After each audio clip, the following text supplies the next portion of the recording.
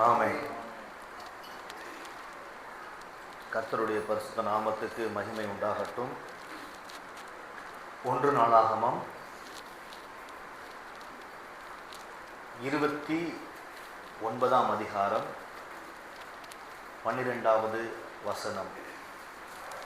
1 நாளாகமம் 29வது அதிகாரம் 12வது வசனம். ஐஸ்வர்யமும் கனமும் உம்மாலே வருகிறது. தேவரீர் எல்லாவற்றையும் ஆளுகிறவர்.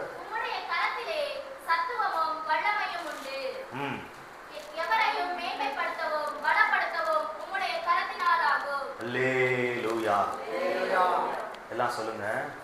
என் தேவனிடத்திலிருந்து ஐஸ்வர்யமும் கனமும் எனக்கு வருகிறது. அல்லேலூயா.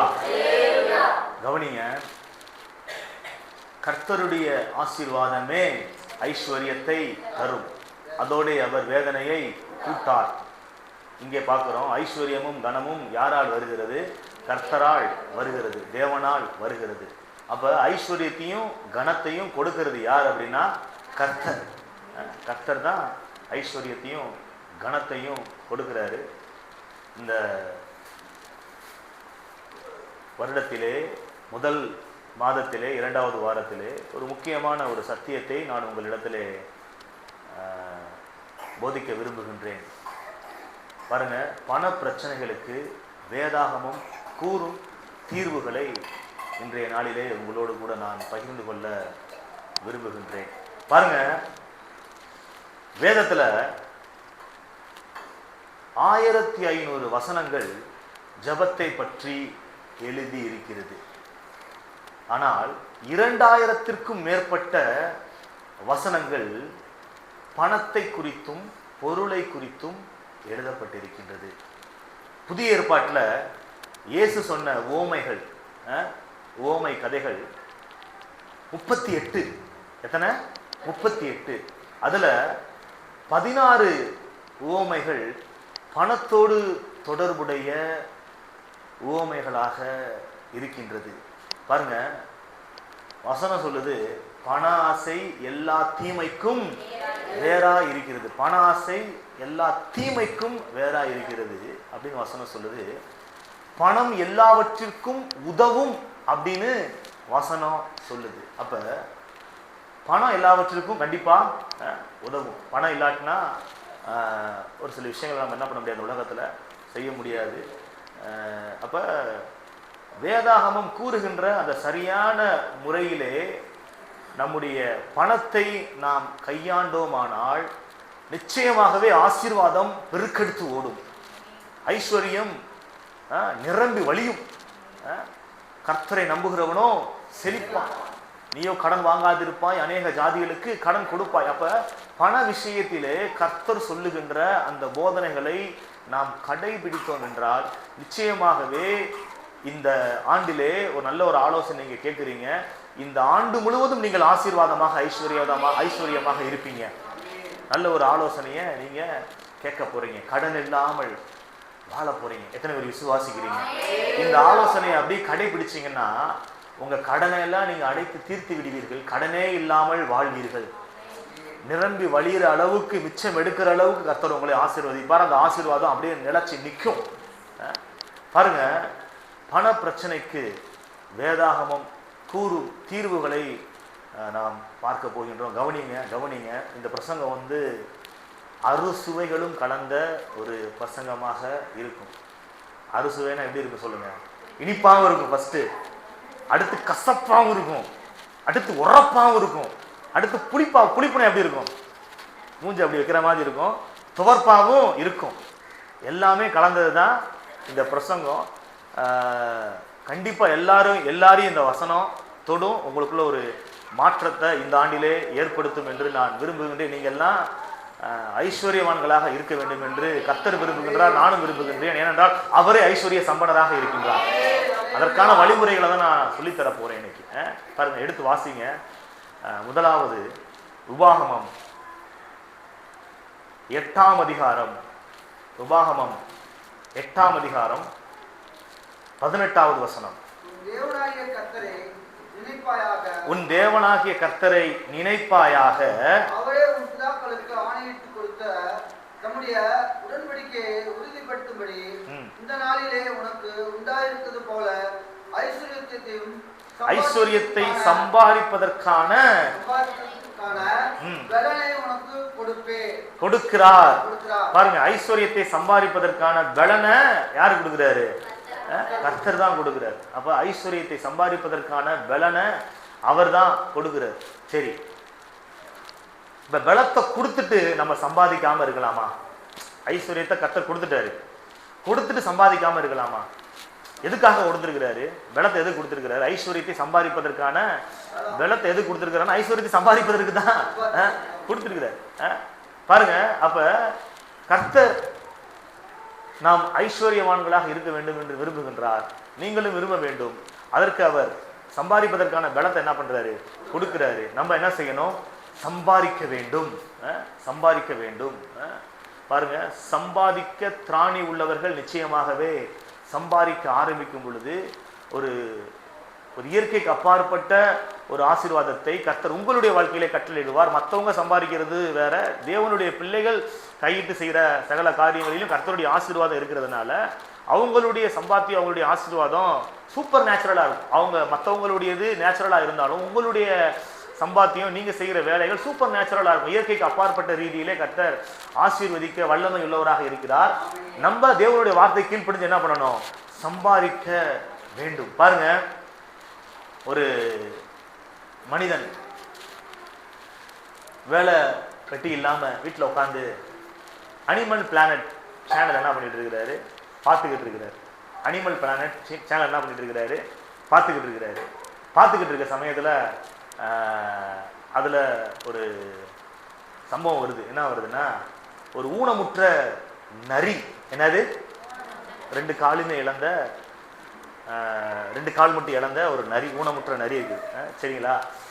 அந்த நரிக்கு ஒரு சிங்கம் வந்து என்ன பண்ணுதுன்னா, வேட்டையாடி கொண்டு வந்து உணவுப் பொருள்களை கொடுக்குது, கறியை கொண்டு வந்து கொடுக்குது.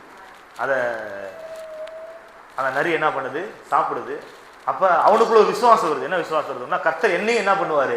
இதே போல போஷிப்பார். நான் என்ன பண்ணுறேன்? விசுவாசிக்கிறேன் ஆண்டவரே, விசுவாசிக்கிறேன் ஆண்டவரே, என்னையும் நீங்கள் இந்த சிங்கத்தை வச்சு போஷிச்சது போல என்னையும் நீங்கள் என்ன பண்ணுவீங்க? ஏதாச்சும் நபர் அனுப்பியோ இல்லை நீங்கள் கொடுத்தோ என்ன பண்ணுவீங்க? என்ன போஷிப்பீங்க, நான் விசுவாசிக்கிறேன் ஆண்டவரே அப்படின்னு சொல்லிட்டு விசுவாசத்தோடு எதிர்பார்த்துக்கிட்டு இருக்கிறான். ஒன்றுமே நடக்கவே இல்லை, எதுவுமே கிடைக்கவே இல்லை.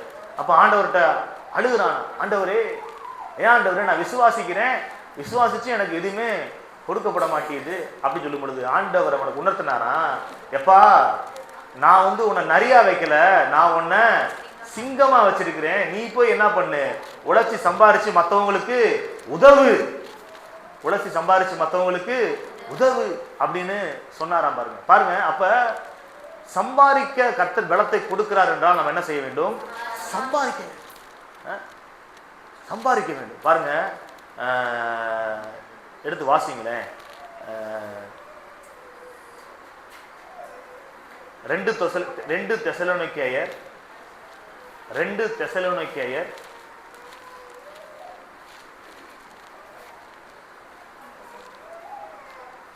தெசலோனிக்கேயர் 3ஆம் அதிகாரம் 10 முதல் 12 முடிய உள்ள வசனங்கள்.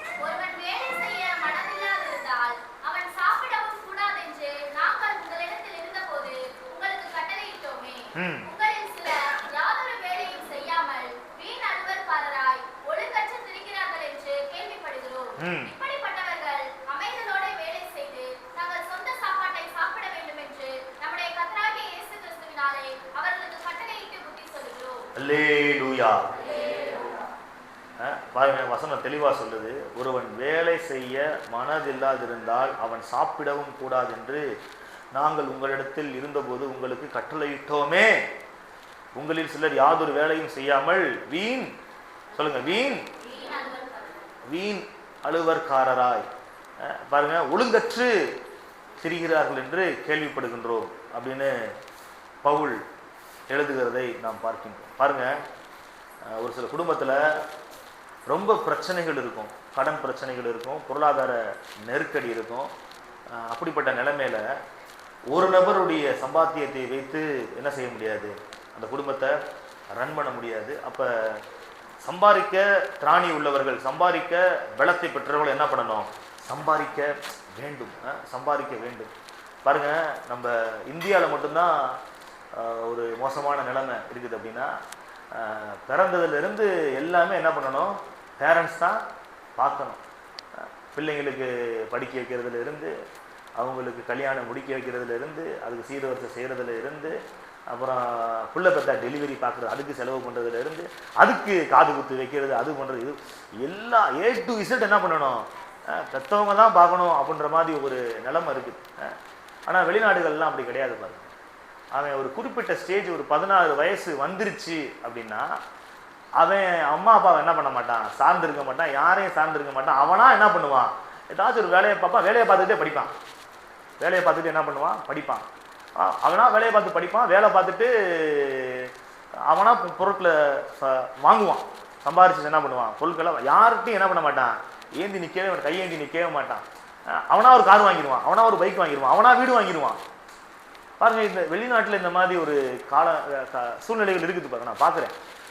பாருங்க, ஒரு சில வெளிநாடுகளில் நான் பார்த்துருக்கிறேன். ஒரு சில ஆட்கள் வந்து ரிட்டையர்ட் ஆகிருப்பாங்க, ரிட்டையர்ட் ஆகிட்டாங்க, பெரிய கவர்மெண்ட் ஜாப்ல இருந்திருப்பாங்க, ரிட்டையர்ட் ஆகிருப்பாங்க. இப்போ உங்களுக்கு மாதம் மாதம் பென்ஷன் பணம் வருது, மாதம் மாதம் என்ன வருது, பென்ஷன் பணம் வருது. பென்ஷன் பணம் வந்தாலும் அவங்க அதை சாப்பிட்டுக்கிட்டு வீட்டில் சும்மா இருக்கிறது இல்லை, ஏதாச்சும் ஒரு பார்ட் டைம் என்ன பண்ணுறாங்க, வேலை பார்க்குறாங்க. எனக்கு ஆச்சரியமாக இருக்குது. ஏன் அப்படின்னா அப்படியே பழகிட்டாங்க.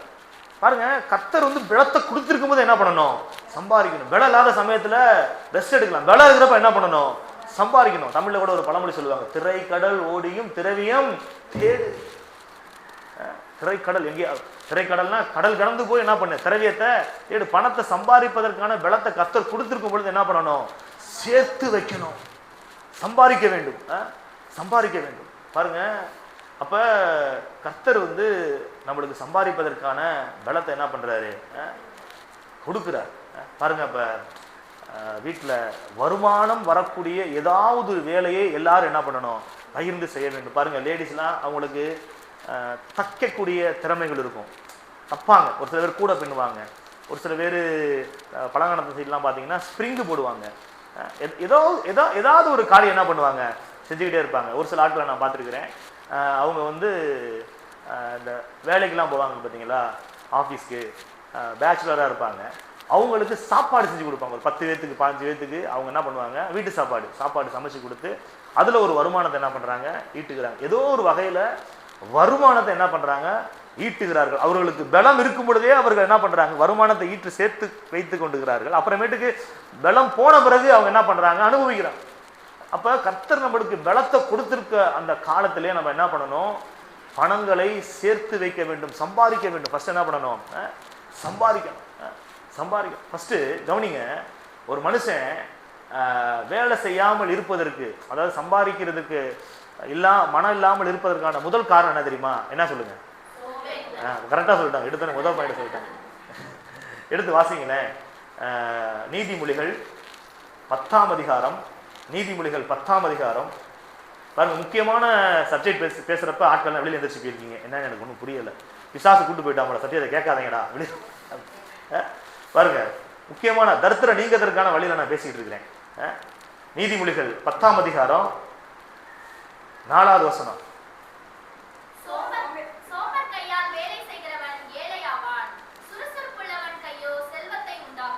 பாருங்க, சோம்பர் கையால் வேலை செய்கிறவன் என்ன செய்வான். அப்ப சோம்பலோட என்ன பண்ணக்கூடாது, வேலை செய்யக்கூடாது. சோம்பேறித்தனம் கண்டிப்பா என்ன பண்ணக்கூடாது, இருக்கவே கூடாது. சோம்பலா இருந்தோம்னா என்ன ஆவாங்க சொல்லுங்க, ஏழை ஆயிடுவாங்க. அப்ப சுறுசுறுப்புள்ளவன் கை என்னத்தை சேர்க்கும், அப்ப சுறுசுறுப்பா இருந்தா தான் செல்வத்தை என்ன பண்ண முடியும், சேர்க்க முடியும். நீதிமொழிகள் 20ஆம் அதிகாரம் 13வது வசனத்தை வாசிங்க.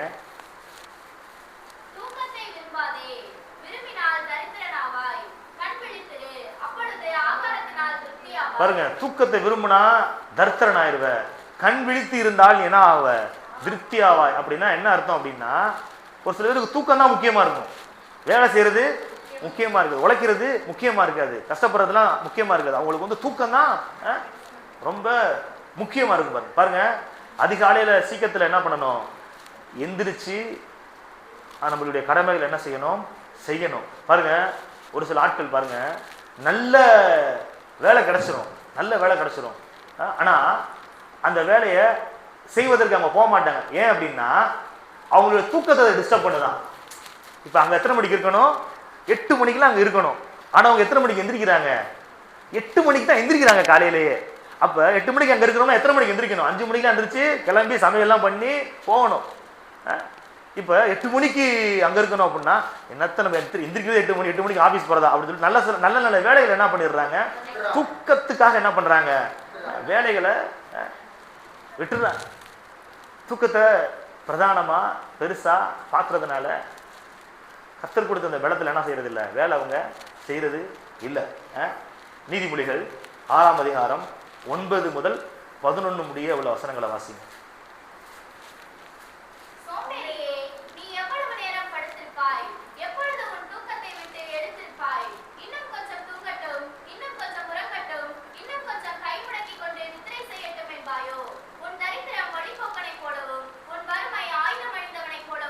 பாருங்க, தூக்கத்தை ரொம்ப நீங்க நேசிச்சீங்கன்னா என்ன வரும் சொல்லுங்க, தரித்திரம் எப்படி வருமா, வழிபோக்கனை போல அப்படி வருமா, வறுமை எப்படி வரும், ஆயுதம் அணிந்தவனை போல அட்டாக் பண்றதுக்கு வரும். பாருங்க, அப்ப பாருங்க, நம்ம நைட்டு நேரத்துல தூங்கணும், பகல் நேரத்துல என்ன செய்யணும், வேலை செய்யணும். ஒரு சிலர் என்ன பண்ணுவாங்க, நைட் நேரத்துல என்ன பண்ணிருப்பாங்க, அதிக நேரம் முடிச்சிருப்பாங்க, பகல் நேரத்தில் என்ன பண்ணுவாங்க, தூங்குவாங்க. ஒரு சிலர் நைட்டும் தூங்குவாங்க, பகலும் தூங்குவாங்க. என்ன அதுன்னு எனக்கு ஒன்றும் தெரியல. நைட்டும் தூங்குவாங்க, பகல்ல என்ன பண்ணுவாங்க, தூங்குவாங்க. பகல்ல கொரட்டையோட விட்டு தூங்குவாங்க, சரியான கொரட்டை சவுண்டோட, பகல்லே கொரட்டையோட முரட்ட தூக்கம். அது எப்படி வருதுன்னு தெரியல. பாருங்க, அப்படி இருந்தா என்ன ஆகும் அப்படின்னா தரித்திரம் வழிபோக்கனை போல வரும், வறுமை ஆயுதம் அணிந்தவனை போல வரும். பாருங்க, எனக்கு தெரிஞ்ச ஒரு நபரை குறித்து நான் சொல்கிறேன். அவர் வந்து நல்ல குவாலிஃபைடு பர்சன், நல்ல ஞானம் உள்ளவர், அறிவுள்ளவர், நல்லா படிச்சிருக்கிறாரு. அது மட்டும் கிடையாது, அவர்கிட்ட நிறைய ஃபினான்சியல் இருக்குது, பணம் நிறையா இருக்குது, முதலீடு போட்டு தொழில் பண்ணுற அளவுக்கு அவர்கிட்ட நிறையா முதலீடு இருக்குது, எல்லாமே இருக்குது. அவர் ஒரு ஆளை போய் அப்ரோச் பண்ணி பேசினாருன்னா பிஸ்னஸ் முடிச்சிடுவார். அவர்கிட்ட பிஸ்னஸ் பண்ணுற அளவுக்கு பொட்டன்ஷியல் இருக்குது, பணமும் இருக்குது, எல்லாமே இருக்குது. சரிங்களா? அவர் ஒரு நபர் இருக்கிறார். சரி, இன்னொரு நபர் நான் சொல்கிறேன். இன்னொரு நபர், அவருக்கு அறிவும் கிடையாது, படிப்பறிவும் ரொம்ப கம்மி, அவருக்கு பேச்சு திறமையும் கிடையாது, பொருளாதாரத்துலேயும் ரொம்ப பின்னடைவு தான், ரொம்ப சாதாரணமான ஒரு நிலைமையில தான் அவர் இருக்கிறாரு. பெரிய அளவுக்கு இன்வெஸ்ட் பண்ணுற அளவுக்கு அவர்கிட்ட பொட்டன்ஷியல் இல்லை. ஒரு நபருக்கு என்ன இருக்குது, அறிவு இருக்குது, ஞானம் இருக்கிறது, பொட்டன்ஷியல் இருக்குது, பணமும் இருக்குது, யாரும் ஈஸியாக அப்ரோச் பண்ணி பிஸ்னஸ் டீல் பண்ணிடுவார், பிஸ்னஸ் பேசி முடிச்சிடுவார். இன்னொரு நபருக்கு அறிவும் கம்மி, பொருளாதாரமும் கம்மி, முதலீடு போட்டு பண்ண முடியாது, ரொம்ப கம்மியாக தான் இருக்குது. சரிங்களா? இப்போ 2 நபர் இருக்கிறாங்க. சரிங்களா? இந்த 2வது நபர் இருக்கிறார் பார்த்தீங்களா, வீக் பர்சன். இவர்கிட்ட ஒரு குட் ஹேபிட் இருக்குது. என்ன அப்படின்னா, இவர் எப்பயுமே அதிகாலையில் இருட்டோட என்ன பண்ணுவார், எழும்புவார். இவர் இருக்கிறார் பார்த்தீங்களா, இவர் வந்து எத்தனை மணிக்கு எந்திரிப்பார்னா 11 மணிக்கு தான் எந்திரிப்பார். சரிங்களா? இப்போ அவருக்கு அறிவு இருக்குது, பொருளாதாரம் இருக்குது, அப்ரோச் பண்ணி பேசினா பிசினஸ் என்ன பண்ணிடுவாரு, டீல் பண்ணிடுவார், எல்லாமே இருக்குது. சரிங்களா? ஆனா அவர்கிட்ட என்ன இல்லைன்னா சுறுசுறுப்பு இல்லை. இப்ப இவர் 11 மணிக்கு தான் என்ன பண்றாரு, எந்திரிச்சு மார்க்கெட்டிங்குள்ள போறாரு, மார்க்கெட்டிங் ஃபீல்டுக்கு போறாரு. இவரு 5 மணிக்கெல்லாம் எந்திரிச்சு 8 மணிக்கெல்லாம் என்ன பண்றாரு, குளிச்சு கிளம்பி ஃபீல்டுல போய் என்ன பண்றாரு, 8, 9, 10, 11 மணிக்கு எல்லாத்தையும் முடிச்சுட்டு கவர் பண்ணிட்டு என்ன பண்ணிடுறாரு, வந்துடுறாரு. இவர் அங்க போறாரு, அதுக்குள்ள இவர் என்ன பண்ணிடுறாரு, எல்லாத்தையும் முடிச்சு வச்சிருக்கிறாரு. இவருக்கு போய் இவருக்கு ஆர்டர் எடுக்க முடியல. இதுல யாரு சக்சஸ்ஃபுல் பர்சன்? சுறுசுறுப்புள்ளவன் தான் வெற்றி சிறக்க முடியும். அறிவு இருக்கலாம், ஞானம் இருக்கலாம், முதலீடு பண்றதுக்கு பணம் இருக்கலாம், ஆனா முக்கியமானது என்னன்னா சுறுசுறுப்பு வேணும். பாருங்க, இதை நான் உதாரணத்துக்கு சொல்லல, உண்மையில நான் கண்ணார பார்த்திருக்கேன். ஒரு நபரை நான் கண்ணார பார்த்திருக்கேன். 2 பேருமே ஒரே மாதிரி பிசினஸ் ஆரம்பிச்சு, ஒருத்தன் மட்டும் கொடி கட்டி பறக்கிறான், ஒருத்தன் வீழ்ச்சி அடைச்சிட்டான். காரணம் என்ன தெரியுமா? சோம்பேறி. இன்ன வரைக்கும் அவன் என்ன பண்ணல, திருந்தவே இல்லை. இன்னும் 12 மணிக்கு என்ன பண்ணிட்டு இருக்கிறான், எந்திரிச்சுக்கிட்டு இருக்கான். ஆனா இவன் பார்த்தா கொடி கட்டி பறந்துகிட்டு இருக்கிறான். ஏன் அப்படின்னா அதான் வசனம் சொல்லுது, சுறுசுறுப்புள்ளவனுடைய கையோ செல்வத்தை உண்டாக்கும். பாருங்க, மைக் டைசன் அப்படின்னு ஒரு குத்துச்சண்டை வீரனை குறித்து நீங்க கேள்விப்பட்டிருப்பீங்க. மைக் டைசன் ஒரு ஒரு ஒரு ஒரு பாக்ஸர், அவன் அமெரிக்கன் பாக்ஸர். கவனிங்க, அவன் எதிராளியை ஈஸியா என்ன பண்ணிடுவான், நாக் அவுட் பண்ணிடுவான், அடிச்சு நாக் அவுட் பண்ணிடுவான், ஈஸியா நாக் அவுட் பண்ணி தோக்கடிச்சிருவான். அவன்கிட்ட உன்னுடைய ரகசியம் என்ன, நீ ஈஸியா எதிராளியை நாக் அவுட் பண்ற, ஈஸியா ஜெயிக்கிற மைக் டைசன் கேட்கும் பொழுது அவன் சொல்றான், நான் வந்து அதிகமா என்ன பண்ணுவேன், பயிற்சி எடுப்பேன். என்ன மாதிரி பயிற்சி எடுப்பேன் அப்படின்னா, நான் அதிகாலையில 4 மணிக்கு என்ன பண்ணுவேன், எந்திரிச்சு பயிற்சிகள் எடுப்பேன். என்னுடைய எதிராளி 4 மணிக்கு எந்திரிச்சு பயிற்சி எடுக்க போனா அப்படின்னா, நான் 3 மணிக்கு எந்திரிச்சு என்ன பண்ணிடுவேன், பயிற்சி எடுக்க போயிடுவேன். அவன் 3 மணிக்கு எந்திரிச்சு பயிற்சி எடுக்க போனா அப்படின்னா, நான் 2 மணிக்கு நான் எந்திரிச்சு என்ன பண்ணிடுவேன், பயிற்சி எடுக்க போயிடுவேன். அவன் 2 மணிக்கு எந்திரிச்சு பயிற்சி எடுக்க போனானா, நான் நைட்டு ஃபுல்லு தூங்கவே மாட்டேன், பயிற்சி எடுத்துக்கிட்டே இருப்பேன் அப்படின்னு சொல்லிட்டு ஒரு எப்படி சொல்றதுன்னா, ஒரு வெறித்தனமா எப்படியாச்சும் ஜெயிக்கணும் அப்படின்ற ஒரு உள் உணர்வோடு உந்துதலோடு இப்படியாச்சும் இந்த போட்டியில நான் ஜெயிக்கணும் அப்படின்ட்டு ஒரு வெறித்தனமா என்ன பண்றான், விளையாண்டான், பயிற்சி எடுத்து விளையாண்டான், ஜெயிச்சுக்கிட்டே இருந்தான். அவனுடைய அந்த இதெல்லாம் பார்த்தீங்கன்னா, ரேஷியோ ஸ்கோர்ஸ் எல்லாம் பார்த்தீங்கன்னா நிறைய வெற்றிகளை வெற்றி பெற்று குவித்து இருக்கின்றான். பாருங்க, இது இது இது ரொம்ப ஒரு முக்கியம். பாருங்க, இயேசு பாருங்க ஒரு ஊழியத்துல சக்சஸ்ஃபுல்லா இருந்ததுக்கான காரணம் என்னன்னா, அதிகாலை இருட்டோட எழுந்திருந்து என்ன பண்ணுவாரு, செபிக்க போவார். அவர் கொடுக்கப்பட்ட பிதாவோட சித்தத்தை செய்வதற்கு என்ன பண்றாரு, நல்லா தூங்கி இருந்து செய்ய வேண்டியதானே, இருட்டோட எழுந்து என்ன பண்றாரு, அவருடைய ஊழியத்தை செய்யறதுக்கு என்ன பண்றாரு, அதிகாலையில எழுந்திருக்கணும். உங்களுக்கு கொடுக்கப்பட்ட வேலையை செய்வதற்கு நீங்க என்ன பண்ணணும், இருட்டோட எழுந்து என்ன பண்ணணும், கிளம்பி ஆக்டிவா இருந்தாதான் வேலையில என்ன பண்ண முடியும், செய்ய முடியாது. வசனம் சொல்லுது, தன் வேலையில் ஜாக்கிரதை தன் வேலையில் ஜாக்கிரதையாய் உள்ளவனை நீ கண்டாய் அப்படின்னா, அவன் எங்க இருப்பானா, நீசனுக்கு முன்பா இருக்க மாட்டானா, யாருக்கு முன்னாடி இருப்பானா, ராஜாவுக்கு முன்பா. எடுத்து வாசிங்களேன், நீதிமொழிகள் 22, நீதிமொழிகள் 22, நீதிமொழிகள் 22, 29 வாசிங்க.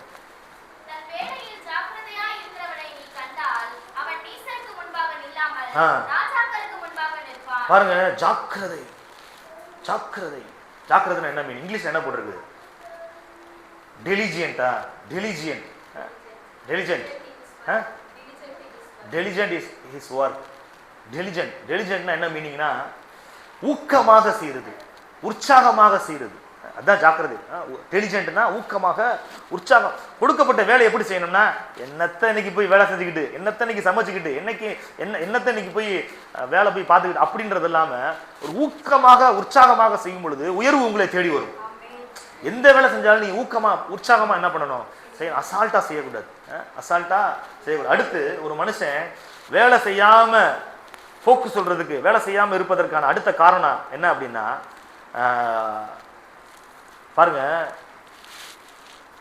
என்னுடைய தகுதிக்கேற்ற வேலை எனக்கு வரட்டும், அப்பொழுது நான் என்ன பண்றேன், என்னுடைய தகுதிக்கேற்ற வேலை எனக்கு வரட்டும், அப்பொழுது நான் செய்கிறேன். அது வரைக்கும் நான் என்ன பண்ணுவேன், சும்மா இருப்பேன். படித்த படிப்புக்கு ஏற்ற வேலை எனக்கு கிடைக்கல, என் திறமைக்கு என் ஞானத்துக்கு ஏற்ற வேலை கிடைக்கல அப்படின்னு சொல்லிட்டு அப்படியே சும்மா. பாருங்க, நல்லா படிச்சிருப்பாங்க, நல்லா டேலண்டான இருப்பாங்க, நல்ல பெரிய அவங்களால என்ன வேணாலும் செய்ய முடியும், ஆனா எனக்கான நேரம் இன்னும் வரல அப்படின்னு சொல்லிட்டு சும்மா இருப்பாங்க. ஆனா வசனம் சொல்லுது, எடுத்து வாசிங்களேன், வேலை செய்வதற்காக ஆண்டவர் சொல்றாரு பாருங்க. பிரசங்கி 9ஆம் அதிகாரம் 10வது வசனம். பிரசங்கி 9ஆம் அதிகாரம் 10வது வசனம் வாசிங்க. பிரசங்கி 9:10. செய்யும்படி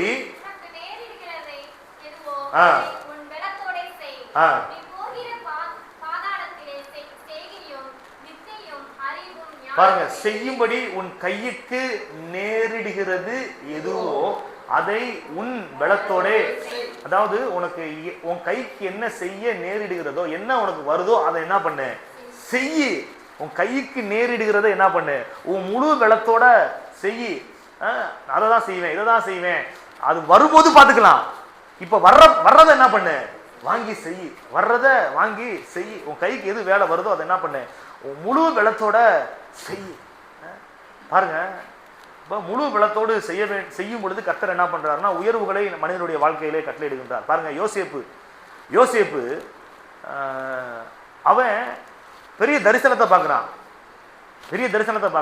ஆனா தரிசனத்துக்கு ஆப்போசிட்டா அவன் வாழ்க்கையில் என்ன பண்ணுது, எல்லாமே நடக்குது. அதனால தரிசனம் நிறைவேற வரைக்கும் நான் என்ன பண்ண போறேன், காத்திருக்க போறேன்னு சொல்லிட்டு நான் அப்படியே கை காலெல்லாம் கட்டி போட்டு அப்படியே அமைதியா கை கட்டி அமைதியா இருந்தான். இல்ல, அவனுக்கு கொடுக்கப்பட்ட வேலை அவன் கைக்கு செய்ய நேரிடுகிற வேலைகளை அவன் என்ன பண்ணிட்டு இருக்கிறான், செஞ்சுக்கிட்டே இருக்கிறான். போத்திபார் வீட்டுக்கு போறான், அங்க வேலை பார்க்குறான், அங்கிருந்து உயர்நிலையை அடைகின்றான், வீட்டு விசாரணைக்காரனா மாறுகின்றான். அப்புறம் சிறைச்சாலைக்கு போறான், சிறைச்சாலையில அங்க சிறைச்சாலை கைதிகளுக்கு அதிகாரியாக மாறுறான். அவனுக்கு கைக்கு என்ன வருதோ என்ன பண்றான், செஞ்சுக்கிட்டே இருக்கிறான். கடைசியில கர்த்தர் என்ன பண்ணிட்டான், தூக்கி அவனை அதிபதியாக மாற்றிவிட்டார். தாவீதோட உயர்வு அவன் செய்கின்ற அன்றாட வேலைகளிலே இருந்தது. அவன் அபிஷேகம் பண்ணிட்டாங்கல்ல, ராஜாவை அபிஷேகம் பண்ணிட்டாங்க. அப்ப அவன் யாரு? இப்ப சொல்லுங்க, ராஜாவை அபிஷேகம் பண்ணா அவன் யாரு? ஆனா அவன் என்ன பண்ணிட்டு இருக்கிறான், ஆடு மேய்ச்சிக்கிட்டு இருக்கிறான். என்ன ராஜாடா, நான் ஆடெல்லாம் மேய்க்க மாட்டேன், நான் மக்களை தான் மேய்ப்பேன் அப்படின்னு சொல்லிட்டு சிங்காசனத்தை எங்கடா என் படை எங்க அப்படிலாம் தேடல. வழக்கம் போல என்ன பண்றான், ஆடு மேய்க்கிறான். வழக்கம் போல என்ன பண்றான், ஆடு மேய்க்கிறான். வழக்கம் போல தன்னுடைய அண்ணன்மார்களுக்கு சாப்பாடு என்ன பண்றான், கொண்டு போறான். அவன் கைக்கு செய்ய நேரிடுகிற காரியத்தை என்ன பண்றான், செஞ்சுக்கிட்டே இருக்கான். இடையில கர்த்தர் கோலியாத்தை சந்திக்க இருக்கிறார், கோலியாத்தை வீழ்த்துறான். அதன் மூலமாக அவனுக்கு உயர்வு வருகிறது. அப்படி படிப்படியா முன்னேறி சமஸ்த இஸ்ரவேலுக்கும் தாவீது ராஜாவாக மாறுகிறான். புரியுதா உங்களுக்கு? தேவனுடைய பிள்ளைகள் எப்படி வேலை செய்யற அந்த காரியத்தை பத்தி நான் பேசிக்கிட்டு இருக்கேன். உங்க கைக்கு என்ன நேரிடுகிறதோ அதை நீங்க என்ன பண்ணணும், முழு பலத்தோட செய்யணும். பாருங்க, பேதுரு என்ன பண்றான், மீன் பிடிச்சிக்கிட்டு இருக்கிறான். ராம் முழுவதும் பிரயாசப்படுறான், ஒண்ணுமே அகப்படல.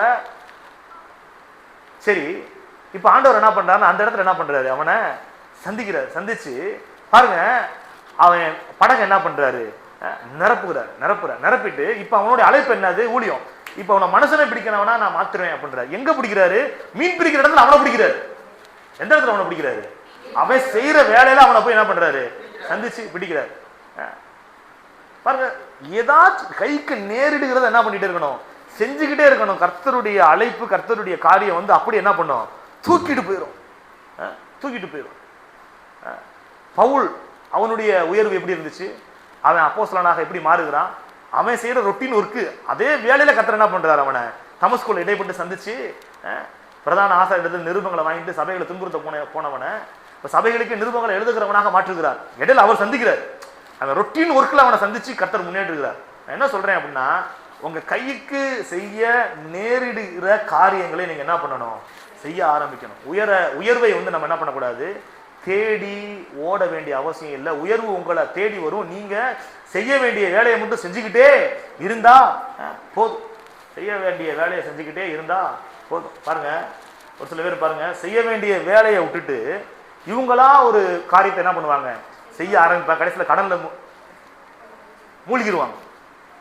பணத்தை கட்டி என்ன பண்ண போறேன் நான் வேலைக்கு, சொல்லுங்க, பாத்துருக்கீங்களா? ஒரு சில பேர் இந்த பணத்தை கட்டி என்ன பண்ண போறேன், இந்த வேலைக்கு நான் சேர போறேன் அப்படின்னு சொல்லிட்டு லட்சக்கணக்கில் பணத்தை கட்டுவாங்க. கட்டிட்டு கடைசியில் ஏமாந்து போயிருக்காங்க நிறைய பேர். பார்த்துருக்கீங்களா நீங்க? லட்சக்கணக்கில் பணத்தை கட்டி என்ன பண்ணிடுவாங்க, ஏமாந்து போயிடுவாங்க. அப்புறம் லோன் வாங்கி என்ன பண்ண போறேன் நான், பெரிய பிசினஸ், ஏற்கனவே உள்ள கடனை என்ன பண்ண முடியல, அடைக்க முடியல, திணறிக்கிட்டு இருக்கிறாங்க. இப்போ என்ன பண்ண போறாங்க, லோன் வாங்கி ஒரு பெரிய பிசினஸ். இப்போ உள்ள சின்ன பிசினஸ் என்ன பண்ணல, சரியா ஓடல. இப்போ என்ன பண்ண போறாங்க, பிசினஸ் லோன் வாங்கி என்ன பண்ண போறேன், பண்ண போறேன். பாருங்க, ஒரு சின்ன பெட்டி கடை ரன் ஆகிக்கிட்டு இருக்குது. அந்த அளவுக்கு பெரிய வருமானம் இல்லை, வாழ்வாதாரத்தை நடத்தக்கூடிய அளவுக்கு தான் வருமானம் வருது, சேர்த்து வைக்கிற அளவுக்கு பெருசாலாம் ஒன்று வரல. உடனே நான் லோனை வாங்கி என்ன பண்ண போறேன், டிபார்ட்மெண்ட் ஸ்டோர் கட்ட போறேன் அப்படின்னு சொல்லிட்டு அந்த மாதிரி என்ன பண்ணக்கூடாது, எடுத்தோடனே அகலக்கால் வைக்க சொல்லுவாங்க பார்த்தீங்களா, என்னது அகலக்கால் என்ன பண்ணக்கூடாது, வைக்கக்கூடாது. உன் கை அது உனக்கு டிபார்ட்மெண்ட் ஸ்டோர் அதுவா வரும். ஆண்டவர் என்ன பண்ணுவாரு, வேதத்தில் அப்படிதான் நான் பார்த்தேன், உதாரணங்கள் சொன்னேன்ல, அதுவா வரும். உன்னுடைய உயர்வு, உழைப்புக்கேற்ற உயர்வு நிச்சயமா வரும். அது வரைக்கும் நீ உறுதியா என்ன பண்ணணும், உழைச்சிக்கிட்டே இருக்கணும். அது உன்னுடைய உயர்வுக்கேற்ற உயர்வு ஆட்டோமேட்டிக்கா வரும். அது வரைக்கும் நீ என்ன பண்ணிட்டு இருக்கணும், உழைத்து கொண்டே இருக்க வேண்டும். பாருங்க, சாதாரண ஒரு காயிலா கடை வச்சிருப்பாங்க, வருமானம் வந்துகிட்டு இருக்கும். அதை நான் ஒரு சில பேரோட ஆலோசனை கேட்டு நான் அதை பெருசாக குடோனா மாற்ற போறேன்னு சொல்லிட்டு நான் பார்த்துருக்கோம். நிறைய பேர்த்த மாற்ற சொல்லிட்டு கடைசியில் நஷ்டம் அடைஞ்சு போய் வாடகை கூட கட்ட முடியாமல் அடைச்சிட்டு அங்கிருந்து வெளில வர்ற மாதிரி நிலைமை நிறைய பேர்த்த பார்த்துருக்கோம். மற்றவங்கள மாதிரி ஆசீர்வதிக்கப்படணும் அப்படின்னு விரும்பலாம், ஆனால் அந்த ரூட்டு வேற, நம்ம ரூட்டு வேற.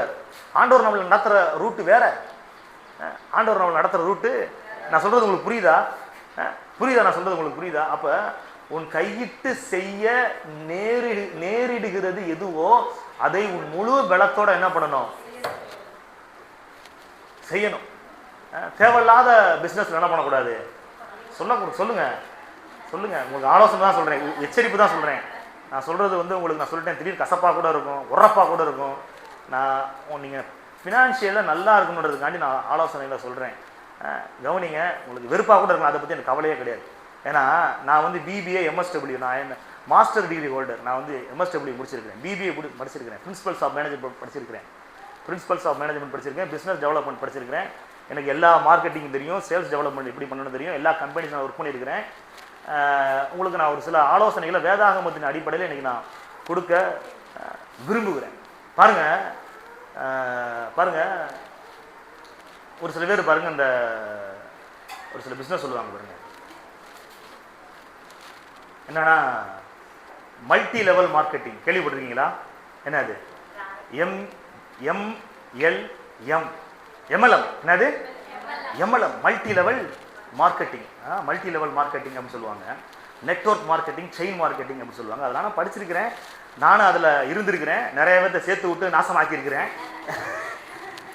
தெரியும், ஆம்வேலேருந்து எனக்கு தெரியும், மோடிகர்லேருந்து தெரியும், வெஸ்டீஜ்லேருந்து எனக்கு தெரியும். இப்போ இருக்கிறது என்னமோ சிபிஎம், பிபிஎம் என்னமோ, கேபிஎம் என்னமோ வருது பாருங்க, எல்லாமே எனக்கு தெரியும். எல்லாத்துலேயும் நான் என்ன பண்ணியிருக்கிறேன், இருந்திருக்கிறேன், இன்வெஸ்ட் பண்ணியிருக்கிறேன். நானும் வந்து சேல்ஸ் மேனேஜராக இருந்திருக்கிறேன். கவனிங்க, பாருங்க, இப்போ அந்த மாதிரி காரியத்தில் நீங்கள் இன்வெஸ்ட் பண்ணீங்கன்னா கண்டிப்பாக நீங்கள் தோல்வி அடைவீங்க, ஏமாற்றத்தை தான் அடைவீங்க. நான் பார்த்துருக்கிறேன், நான் இந்த ஃபீல்டில் இருந்திருக்கிறேன், ஆம்வேலேருந்து இருந்திருக்கிறேன் நான். பாருங்கள், ஒரு ப்ராடக்ட் இருக்குது, ஒரு ப்ராடக்ட் வந்து டைரக்ட் மார்க்கெட்டிங் வருது. டைரக்ட் மார்க்கெட்டிங் எப்படின்னா, ஒரு ப்ராடக்ட் வந்து செய்கிறாங்க, அதோட மேனுஃபேக்சரிங் காஸ்ட் எவ்வளோ தெரியுமா? 4 ரூபா. எவ்வளவு? 4 ரூபா. அந்த மேனுஃபேக்சர் காஸ்ட், அந்த மேனுஃபேக்சரர் காஸ்ட்டை வந்து அதை வந்து எங்கே கொடுப்பாங்க அப்படின்னா, டைரெக்டாக வந்து டிஸ்ட்ரிபியூட்டர்கிட்ட வரும். சரிங்களா? டிஸ்ட்ரிபியூட்டர்கிட்ட வரும். டிஸ்ட்ரிபியூட்டர் என்ன பண்ணுவார்னா, டிஸ்ட்ரிபியூட்டர் எவ்வளோ கொடுப்பாங்கன்னா, 4 ரூபா ப்ராடக்ட்டை அவங்க 6 ரூபான்னு கொடுப்பாங்க. ஒரு பிஸ்கட் இருக்குது, ஒரு மேரிகோல்டு பிஸ்கட்னு வச்சுக்கோங்களேன், 4 ரூபாய்க்கு வந்து மேனுஃபேக்சர் பண்ணுறாங்க. யார்? மேனுஃபேக்சரர். இப்போ டிஸ்ட்ரிபியூட்டர்கிட்ட அவர் எவ்வளோ கொடுப்பார் அப்படின்னா, எக்ஸ்ட்ரா 2 ரூபா லாபம் வச்சு 6 ரூபாய்க்கு என்ன பண்ணுவார்? கொடுப்பார். இந்த டிஸ்ட்ரிபியூட்டர் என்ன பண்ணுவார்னா, எக்ஸ்ட்ரா 2 ரூபா வச்சு 8 ரூபாய்க்கு என்ன பண்ணுவார்? கொடுப்பார். இதுக்கு பேர் தான் டைரக்ட் மார்க்கெட்டிங். சரிங்களா? இதுக்கு பேர் என்னது? Direct marketing. இப்போ ஒரு மல்டி லெவல் மார்க்கெட்டிங்னு சொல்கிறாங்க. இது என்ன அப்படின்னா, இப்போ மேனுஃபேக்சர் இருக்கிறாரு பார்த்தீங்களா, இவங்க என்ன பண்ணுறாங்கன்னா, கஸ்டமர்ஸையே டிஸ்ட்ரிபியூட்டராக மாற்றுறது. ஏன் அப்படின்னா, அவங்க ப்ராடக்ட் என்ன பண்ணாது? சக்ஸஸ் ஆகாது. வெளியில் ஒரு காம்படேட்டர் நிறையா இருக்கிறாங்க, பருப்பு வேகாது. அதனால என்ன பண்ணுவாங்க, இவங்களே என்ன பண்ண, கஸ்டமர்ஸையே டிஸ்ட்ரிபியூட்டராக மாற்றி, நீ வந்து என்ன பண்ணு, இந்த ப்ராடக்ட்டை வாங்கி இவ்வளோ பணம் கட்டி இதில் சேரு, இவ்வளோ பணம் கட்டி சேரு, இந்த ப்ராடக்ட்டை வாங்கு, இந்த இதில் அப்படி இருக்குது, இந்த சர்டிஃபிகேட் வாங்கியிருக்கு, அது வாங்கியிருக்கு, இது வாங்கியிருக்கு, இது அப்படி இப்படின்னு சொல்லி இதில் உனக்கு கமிஷன் கிடைக்கும், இது கிடைக்கும், அது கிடைக்கும் சொல்லி என்ன பண்ணிடுவாங்க, ஏமாற்றி மண்டையை கழுவி கடைசியில் பாருங்க, ஒரு சில ஆட்கள் இருப்பாங்க, ஒரு சில உதாரணங்களை இவங்க ஒருத்தர் அந்த மாதம் 50,000 ரூபா என்ன வாங்குறாரு சொல்லுங்க, இவர் வந்து 1 லட்ச ரூபா வாங்குறாரு. அவர் வந்து நானே சொல்லியிருக்கிறேன், நிறைய இடத்த காமிச்சிருக்கிறேன். நான் சொல்கிறேன், நான் ரசிக்கப்படுறதுக்கு முன்னாடி, ஊழியத்துக்கு வர்றதுக்கு முன்னாடி அந்த மாதிரி என்ன பண்ணியிருக்கிறேன், இருந்திருக்கிறேன். ஆனால் அது ஒரு ஃபெயிலியர். ஏன்னா இது நீ டைரக்ட் மார்க்கெட்டுக்கு அந்த ப்ராடக்ட் உள்ள வர முடியாது, வந்துச்சுன்னா சக்ஸஸ் ஆகாது. அதனால இவன் என்ன பண்ணுவான்னா, அந்த மேனுஃபேக்சர்ல இருந்து டிஸ்ட்ரிபியூட்டர் இருந்து டீலருக்கு வர்றதுக்கு பதிலாக இவனே என்ன பண்ணுவான், மேனுஃபேக்சரர் என்ன பண்ணுவான், டீலரை உருவாக்குவான். ஒவ்வொரு பையரை டீலராக உருவாக்குவான். இதனால உனக்கு கமிஷன் கிடைக்கும் சொல்லிட்டு ஏன் இதில் நிறைய பேர் முதலீடு பண்ணி மோசம் போகாதீங்க, தயவு செஞ்சு நான் சொல்கிறேன். ஒரு சில பேர் ஓப்பனாகவே சொல்கிறேன், மைவி3 அதில் அந்த ப்ராடக்ட்லாம் இருக்குது பார்த்தீங்களா, வாங்கினீங்க, காசு கொடுத்து வாங்கினீங்களா வாங்கலையா? அதுக்கப்புறம் அது கவர்மெண்ட்லேருந்து என்ன பண்ணுறாங்க, ரைடு வந்தாங்க, செக் பண்ணி பார்த்தாங்க, தரமற்ற ப்ராடக்ட்னு சொன்னாங்களா சொல்லலையா?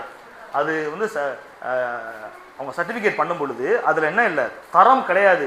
ஆனால் அதில் நீங்கள் ஆட் பார்த்தா பணம் வரும். அது ஒரு மோசடி வேலை பாருங்க. அது கொடுக்குற மாதிரி கொடுத்துட்டு சுருட்டுற மாதிரி சுருட்டு ஓடி போயிடுவாங்க, கோடி கணக்கில் அள்ளிடுவான். உங்களுக்கு கொடுக்குற மாதிரி கொடுத்து சின்ன மீனை போட்டு என்ன பண்ணுவான், பெரிய மீனை தூக்குற மாதிரி கொடுக்குற மாதிரி கொடுப்பான். நீங்கள் நல்லா ஏமாந்து என்ன பண்ணீங்க, டக்கு டக்கு நல்லா கடைசியில் மொத்தமாக அள்ளிட்டு ஓடிடுவாங்க. எங்க இருக்கிறானே தெரியாது. கேட்டால் கவர்மெண்ட் ரிலீஸ் பண்ண விட மாட்டேங்குது. இல்லை, அவன் டீல் பண்ணியிருப்பாங்க, மேல் மட்டத்தில் என்ன பண்ணியிருப்பான், டீல் பண்ணி அவன் செக்யூராக இருப்பான். அவன் படத்தை என்ன பண்ணியிருப்பான், சேஃப்டி பண்ணியிருப்பான். பாருங்க, நான் என்ன சொல்ல வர்றேன் அப்படின்னா, உன் கையிட்டு செய்ய நேரிடுகிறது எதுவோ அதை உன் மெழு பலத்தோட செய். அது அருமையான ஒரு வசனம் இருக்கு பாருங்க. பிரசங்கி 6ஆம் அதிகாரம், பிரசங்கி 6ஆம் அதிகாரம் 9வது வசனம்.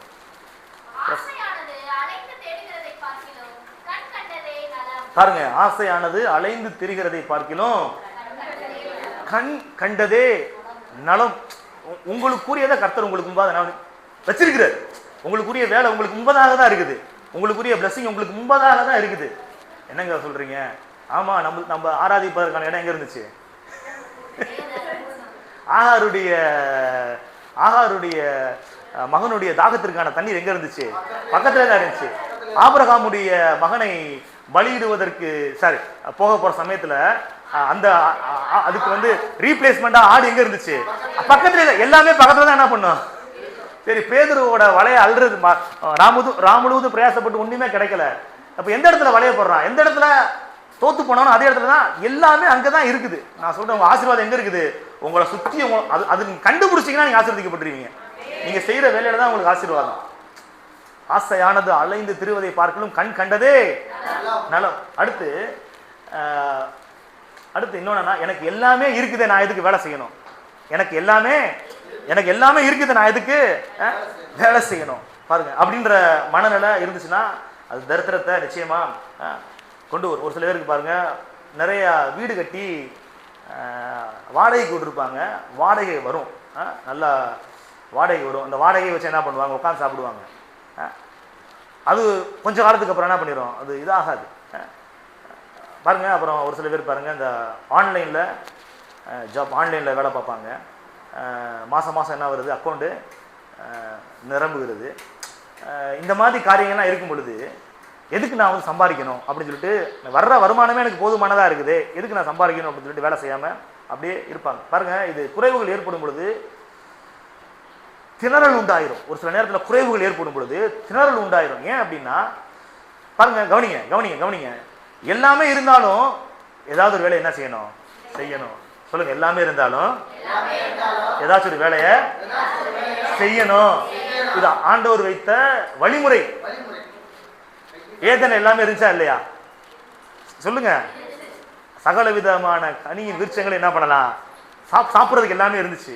குடிக்கிறதுக்கு தண்ணி இல்லாமல் இருந்துச்சா? நதிகள் ஓடிச்சு, எல்லாமே இருந்துச்சு. ஆனா ஆண்டவர் என்ன செய்யறாரு? அவனுக்கு ஒரு வேலையை கொடுக்குறாரு. என்ன கொடுக்குறாரு? இடத்தை பண்படுத்தணும், வேலை கொடுக்குறாரா இல்லை? எல்லாமே இருந்தாலும் வேலை செய்யறான். அடுத்து எல்லா மிருகங்களையும் வர வச்சு நீ தான் என்ன பண்ணணும்? இதுக்கு பேர் வைக்கணும். வேலையை கொடுக்குறாரு. எல்லாமே இருந்தாலும் மனுஷன் வேலை செய்யணும்னு ஆண்டவர் என்ன பண்றாரு? விரும்புகிறார். அப்பதான் நீங்க ஐஸ்வர்யவான்களாக மாற முடியும். நான் சொல்றேன், எத்தனை பேர் ஐஸ்வர்யவான்களாக மாற விரும்புகிறீங்க? உங்க பண பிரச்சனை, பற்றாக்குறை, தரித்திரம்லாம் நீங்க விரும்புறீங்களா? நான் சொல்ற ஆலோசனை தயவாய் கேளுங்க. நிச்சயமா நீங்க ஆசீர்வாதமா இருப்பீங்க. ஏதாச்சும் ஒரு வேலை என்ன செய்யணும்? பாருங்க, உங்களுக்கு திறமை இருக்குது. அந்த திறமைக்கு தகுந்த மாதிரி என்ன பண்ணணும்? வேலை செய்யணும். ஒரு அப்பாவுக்கு 3 பசங்க. எத்தனை பசங்க? 3 பசங்க. அப்பா என்ன பண்றாரு? 3 பசங்களுக்கும் 3 கருங்கல்லை தூக்கி கொடுக்குறாரு. என்னது? இவ்வளவு பெரிய கருங்கல்லை தூக்கி, இந்தா மகனே உனக்கு ஒண்ணு, இந்தா மகனே உனக்கு ஒண்ணு, இந்தா மகனே உனக்கு ஒண்ணு. 3 பேத்துக்கு என்ன பண்றாரு? ஈவனா கருங்கல்லை தூக்கி கொடுக்குறாரு. சரிங்களா? இப்ப மகன் என்ன பண்றாரு? அப்பா கருங்கல்லை தூக்கி கொடுக்குறான்னு சொல்லிட்டு தூக்கி போட்டுட்டு பாட்டுக்கு என்ன போயிட்டான்.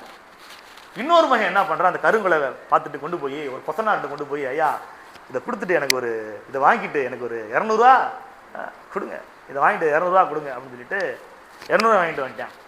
3வது மகன் என்ன பண்றான்னா, நல்லா பார்க்குறான், இதை வச்சு என்னடா பண்ணலாம்? அவன் கிரியேட்டிவா யோசிக்கிறான். என்ன பண்றான்? யோசிக்கிறான். ஒரு சிற்பியிட்ட கொண்டு போய் கொடுப்போம். ஒரு சிற்பியிட்ட கொண்டு போய் கொடுக்குறான்.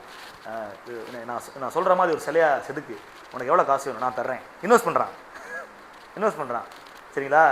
அழகா சிலையா செதுக்கி சிலை அழகான சிலையா மாறிடுச்சு. அந்த சிலையை கொண்டு வந்து பீச்சில் கொண்டு வந்து நிப்பாட்டி வைக்கிறான், சேல்ஸுக்கு விற்கிறான். அப்போ வெள்ளைக்காரன் வர்றான், வந்து பார்க்குறான், இந்த சிலை எவ்வளவு அப்படின்னு கேட்குறாங்க வெள்ளைக்காரங்க. அது 50,000 ரூபான்றான். என்னது? 50 ரூபாய்க்கு வித்துட்டு வந்துட்டேன். இப்போ 3 பேத்துக்கு என்ன பண்ணாரு? ஒரே கல்லை தான் அப்பா கொடுத்தாரு.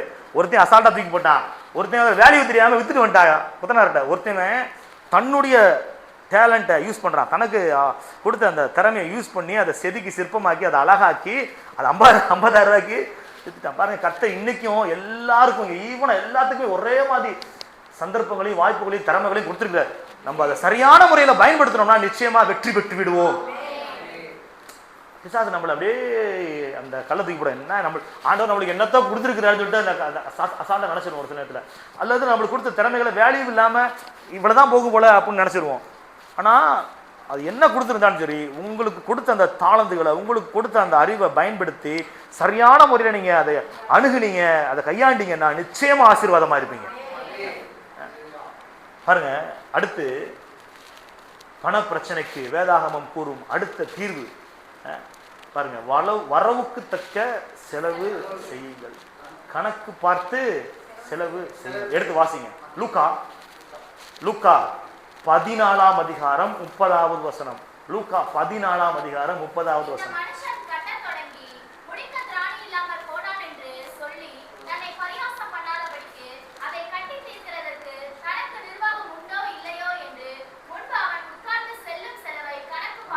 பாருங்க, ஒருத்தன் வீடு கட்டிக்கிட்டு இருக்கிறான். வீடு கட்டுறதுக்கு முன்னாடி என்ன பண்ணியிருப்பான், எவ்வளோ செலவாகும், எவ்வளோ இதுக்கு தேவைப்படும் அப்படின்னா செலவாகக்கூடிய செலவை என்ன பண்ணுவான், கணக்கு பார்ப்பான். கணக்கு பார்த்தா தான் வீடு கட்ட முடியும். கணக்கு பார்க்காம வீடை கட்ட ஆரம்பிச்சுட்டு அப்புறம் பாதியிலே நின்று போன பல வீடை நீங்கள் பார்த்துருக்கீங்களா? அப்படியே பாலடைஞ்ச பங்களா மாதிரி இருக்கும். இடத்துல ரோட்டில் போகிறப்ப, பைக்கில் போகிறப்ப, பஸ்ஸில் போகிறப்ப நீங்கள் பார்த்துருப்பீங்க. கட்ட திராணி இல்லாமல் என்ன பண்ணிடுவாங்க, கட்டிட்டு பாதியிலே விட்டுட்டு போயிடுவாங்க. அவங்களால கட்டி முடிக்க முடியாது, அந்த மாதிரி நிலைமை. அதனால் ஆண்டவர் சொல்கிறாரு, அதுக்கு முன்னாடி என்ன செய்யணும், அந்த வீடு கட்டுறதுக்கு முன்னாடி உட்காந்து செல்லுஞ்செலவை கணக்கு பார்க்க வேண்டும். சொல்லுங்க, செல்லுஞ்செலவை கணக்கு பார்க்கணும். அப்ப கணக்கு பார்த்து என்ன செய்யணும், செலவு பண்ணணும். கணக்கு பார்த்து செலவு செய்யணும். பாருங்க, ஒரு ஹோட்டலுக்கு போறீங்க, உங்கள்கிட்ட எவ்வளவு இருக்குதோ அந்த அளவுக்கு தக்கதான் நீங்க என்ன பண்ணுவீங்க, சாப்பிடுவீங்க. அப்படிதானே? இல்லாட்டா சாப்பிட்டு என்ன பண்ண முடியாது, பில்லு கட்ட. அப்போ உங்களுக்கு எவ்வளவு இருக்குதோ அப்போ நீங்கள் சாப்பிட்ற சாப்பாட்டோட அளவையும் நீங்கள் போகிற ஹோட்டலுடைய அந்த அந்த நிலைமையும் நீங்களே என்ன பண்ணுறீங்க, தீர்மானிக்கிறீங்க. இந்த ஹோட்டலில் போனால் காஸ்ட்லியாக இருக்கும், இந்த ஹோட்டலில் போனால் கம்மியாக இருக்கும், தரமாகவும் இருக்கும், அதனால் இங்கே என்ன இங்கே போகலாம் அப்படின்னு சொல்லிட்டு இப்படி சீப் அண்ட் பெஸ்ட்டு இப்படி இப்படி இப்படி என்ன பண்ணுவோம், போவோம். இப்போ கணக்கு பார்த்தா என்ன பண்ணுறோம், செய்கிறோம். நான் சொல்கிறேன், எல்லா விதத்திலும் என்ன பண்ணணும், கணக்கு பார்க்க வேண்டும். நான் சொல்கிறேன், உங்களுடைய வருமானத்திற்கு ஏற்றாற்போல் உங்களுடைய வாங்கும் பொருளின் அளவை நீங்கள் நிர்ணயித்து கொள்ளுங்கள். நான் மறுபடியும் சொல்கிறேன், உங்களுடைய வருமானத்திற்கு ஏற்றாற்போல் உங்களுடைய வாங்கும் பொருளின் அளவை நீங்கள் நிர்ணயித்து கொள்ளுங்கள். பாருங்க, ஒரு மனுஷன் வந்து 10,000 ரூபா சம்பளம் வாங்குறாரு. எவ்வளோ சம்பளம் வாங்குறாரு, 10,000 ரூபா சம்பளம் வாங்குறாரு. இப்போ வருமானம் எவ்வளவு, 10,000 தான். கணவன் மனைவி 2 பேரும் என்ன பண்ணுறாங்க, ஜவுளி கடைக்கு போய் ஜவுளி வாங்குறதுக்காக போகிறாங்க. சரிங்களா? இப்போ ஜவுளி வாங்க போகிறப்ப மனைவி வந்து 6,000 ரூபாய்க்கு என்ன பண்ணுறாங்க, பட்டு புடவை எடுக்கிறாங்க. இது நல்லதா? சொல்லுங்க சொல்லுங்க. பாருங்க, 500 ரூபாய்க்கு அது கஞ்சத்தனமாக இருக்கக்கூடாது. ஓரளவுக்கு என்ன பண்ணலாம், 10,000 ரூபா வாங்குறாங்கன்னா ஒரு 2,000 ரூபா 3,000 ரூபாய்க்குள்ள என்ன பண்ணலாம், அதுக்கு அது உங்களுக்கு வந்து போனஸ் எல்லாம் வந்துருச்சு. 20 எனக்கு வேணா போடுங்க, எனக்கு வேறுக்குதுங்க மொத்தம். சரி, பாருங்க, அப்ப உங்களுடைய வருமானத்திற்கு ஏற்றாற்போல் உங்களுடைய வாங்கும் பொருளின் விலையை அளவை நீங்க என்ன பண்ணுங்க, நிர்ணயித்துக் கொள்ளுங்கள். பாருங்க, வருமானம் கம்மியாக தான் இருக்கும், ஆனால் இவருடைய வாங்கும் பொருளின் அளவோட விலை பார்த்தீங்கன்னா பயங்கரமாக இருக்கும். இவர் வந்து 20,000 ரூபா சம்பளம் வாங்குவார், ஆனால் மொபைல் வந்து 1,00,000 ரூபாய்க்கு வாங்கியிருப்பார். எவ்வளோக்கு வாங்கியிருப்பார், ஒரு மொபைலு 1,00,000 ரூபாய்க்கு இஎம்ஐயில் கட்டுவார். இப்போ வாங்குகிற பணமெல்லாம் இஎம்ஐக்கே போகுது, வட்டி கட்டுற மாதிரியே போகுது, கடன் அடைக்கிற மாதிரியே போகுது. அப்புறம் எப்படி சம்பாரித்து சேர்த்து வைக்க முடியும், சொல்லுங்க? அப்போ அதிகமாக என்ன பண்ணக்கூடாது, ஆசைப்படக்கூடாது.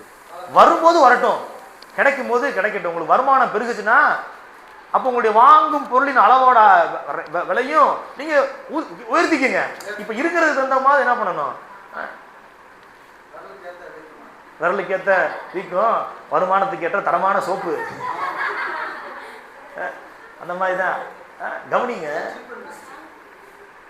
பாருங்க, 500 ரூபாய்க்கும் ஷர்ட் இருக்குது, 1500 ரூபாய்க்கும் ஷர்ட் இருக்குது, ரெண்டும் ஒரே ஷர்ட்டு தான், பெருசா டிஃப்ரெண்ட் இருக்காது. இதில் எழுதியிருக்குதா, டேக் ஒட்டி இருக்குதா, டேக் தொங்க போட்டுட்டே வர்றாரா, 1500 ரூபா ஷர்ட்டு, இதில் 500 ரூபான்னு ஸ்டிக்கர் வச்சு ஒட்டியிருக்கா தெரியல. பாருங்க 800 ரூபாய்க்கும் பேண்ட் இருக்குது ரெடிமேட்ல, 2000 ரூபாய்க்கும் பேண்ட் இருக்குது, 300 ரூபாய்க்கும் இருக்குது, எல்லாமே இருக்குது. அப்ப நம்மளுக்கு கம்ஃபர்ட்டா இருக்குதா, அஃபோர்டபுள் பிரைஸ்ல நம்மளுக்கு கம்ஃபர்ட்டா இருக்குதா, அது நம்மளுக்கு போதும். பாருங்க தேவையில்லாம போட்டு என்ன பண்ணக்கூடாது, செலவுகளை அதிகப்படுத்தி கொள்ளக்கூடாது. திராணிக்கு மேல என்ன பண்ணக்கூடாது, செலவு பண்ணக்கூடாது, அகலக்கால் வைக்கக்கூடாது. பாருங்க அத்தியாவசியமான பொருட்களை வாங்குங்கள், அனாவசியமான பொருட்களை வாங்கக்கூடாது. அனாவசியமான பொருட்களை என்ன பண்ணக்கூடாது, வாங்கக்கூடாது. பாருங்க இப்போ நீங்கள் வந்து வீட்டுக்கு வந்து மளிகை ஜாமான் வாங்குறீங்க அப்படின்னா நீங்கள் லிஸ்ட் எழுதுறீங்கன்னு வச்சுக்கோங்களேன். மளிகை ஜாமானுக்கு வந்து லிஸ்ட் எழுதுறீங்க, இவ்வளோ ஜாமான் தேவை, இவ்வளோ பொருட்கள் வாங்கணும் அப்படின்னு லிஸ்ட் எழுதுறீங்கன்னா, லிஸ்ட் எழுதி நீங்கள் கொண்டு போய் மளிகை ஜாமான் கடையில் கொடுத்தீங்கன்னா அவர் என்ன பண்ணிடுவார், அப்படியே கொடுப்பாரு. 20 பொருள் கொடுத்தீங்கன்னா 20 பொருள் அப்படியே அட்டை பாக்ஸ் வச்சு என்ன பண்ணிடுவார், கொடுத்துருவார். நீங்கள் அப்படியே வீட்டுக்கு கொண்டு வந்துடலாம், உங்களுக்கு காசு நல்லா சேவிங்ஸ் ஆகும். இது நீங்கள் டிபார்ட்மெண்ட் ஸ்டோருக்கு போனீங்கன்னா நீங்கள் 20 பொருள் வாங்குறதுக்காண்டி நீங்கள் லிஸ்ட் எடுத்துட்டு போயிருப்பீங்க, வரும்போது 40 பொருளோட வருவீங்க. ஏன்னா அவனும் பார்த்தீங்கன்னா சின்ன கூடைலாம் கொடுக்க மாட்டான். இல்லை எந்த கடையிலையும் டிபார்ட்மெண்ட் ஸ்டோர்ல சின்ன கூடைலாம் கிடையாது, ஒரு பெரிய ட்ராலியை கொடுத்துட்றான். ரொப்பிட்டு வாங்கடா போய் அப்படின்னு சொல்லிட்டு அனுப்பிடுறானுங்க. நீங்க என்ன பண்ணு, நீங்க எதுக்கு இந்த ப்ராடக்ட்டை வாங்கணும், எதுக்கு நம்மளுக்கு யூஸ் ஆகும், இதை வச்சு நம்ம சமைப்போமா சமைக்க மாட்டோமா, இதுக்கு முன்னாடி இதை சமைச்சு நம்ம சாப்பிட்டுருக்கோமா, எதுவுமே தெரியாது. என்னென்னமோ அண்டதுங்கடி வாங்கி குமிச்சு போட்டு கொண்டு வந்து வீட்டில் உட்காந்து எதுக்கு வாங்கணும் அப்படின்னு யோசிச்சுட்டு இருப்போம். அப்படியே கடைசி குப்பைக்கு போகிற மாதிரி தான் வரும், வேஸ்ட் ஆகி குப்பைக்கு போகிற மாதிரி தான் இருக்கும். அதனால என்ன சொல்ல வர்றேன் அப்படின்னா, அத்தியாவசியமானவைகளுக்கு செலவு செய்யுங்கள், அனாவசியமற்ற காரியங்களை விலக்கி விடுங்கள், செலவு செய்யாதீங்க. அதுக்கு பாருங்க அப்புறம் ஒரு சிலர் கடன் வாங்கி என்ன பண்ணுவாங்க, கடன் வாங்கி அதுவும் தப்பு. பாருங்க கடன் வாங்கி என்ன பண்ணக்கூடாது, செலவு செய்யக்கூடாது. சரிங்களா? அடுத்து சேர்த்து வைத்து பழக வேண்டும், குறிச்சு வச்சுக்கோங்க. இந்த ஆண்டுல சேர்த்து வைக்கணும். எடுத்து வாசிங்களேன். சேமிப்பு சிறுதுள்ளி பெருவெள்ளம் சொல்லுவாங்க. எடுத்து வாசிங்களேன். நீதிமொழிகள் 21ஆம் அதிகாரம், நீதிமொழிகள் 21ஆம் அதிகாரம் 20வது வசனம். நீதிமொழிகள் 21:20.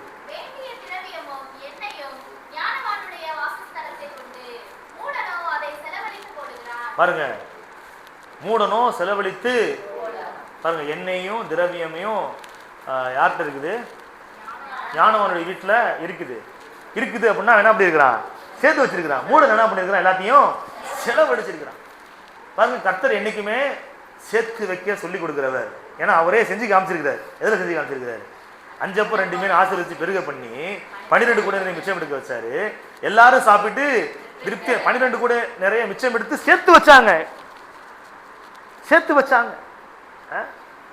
பாருங்க வருமானம் நிறைய வருது அப்படின்னு சொல்லிட்டு கண்ணா பின்னா என்ன பண்ணக்கூடாது, செலவு பண்ண கூடாது. அடுத்து வருமானம் கம்மியா வருது அப்படின்னு சொல்லிட்டு சேர்த்து வைக்காமலும் இருக்கவும் கூட, ரெண்டுமே தப்பு. வருமானம் நிறைய வருது அப்படின்னு சொல்லிட்டு கண்ணா பின்னான்னு செலவு பண்ணக்கூடாது, வருமானம் கம்மியா வருது அப்படின்னு சொல்லிட்டு சேர்த்து வைக்காமலும் இருக்க கூடாது. எடுத்து வாசிங்களேன். நீதிமொழிகள் 6ஆம் அதிகாரம், நீதிமொழிகள் 6ஆம் அதிகாரம் 6 முதல் 8 வரை உள்ள வசனங்களை வாசிங்க.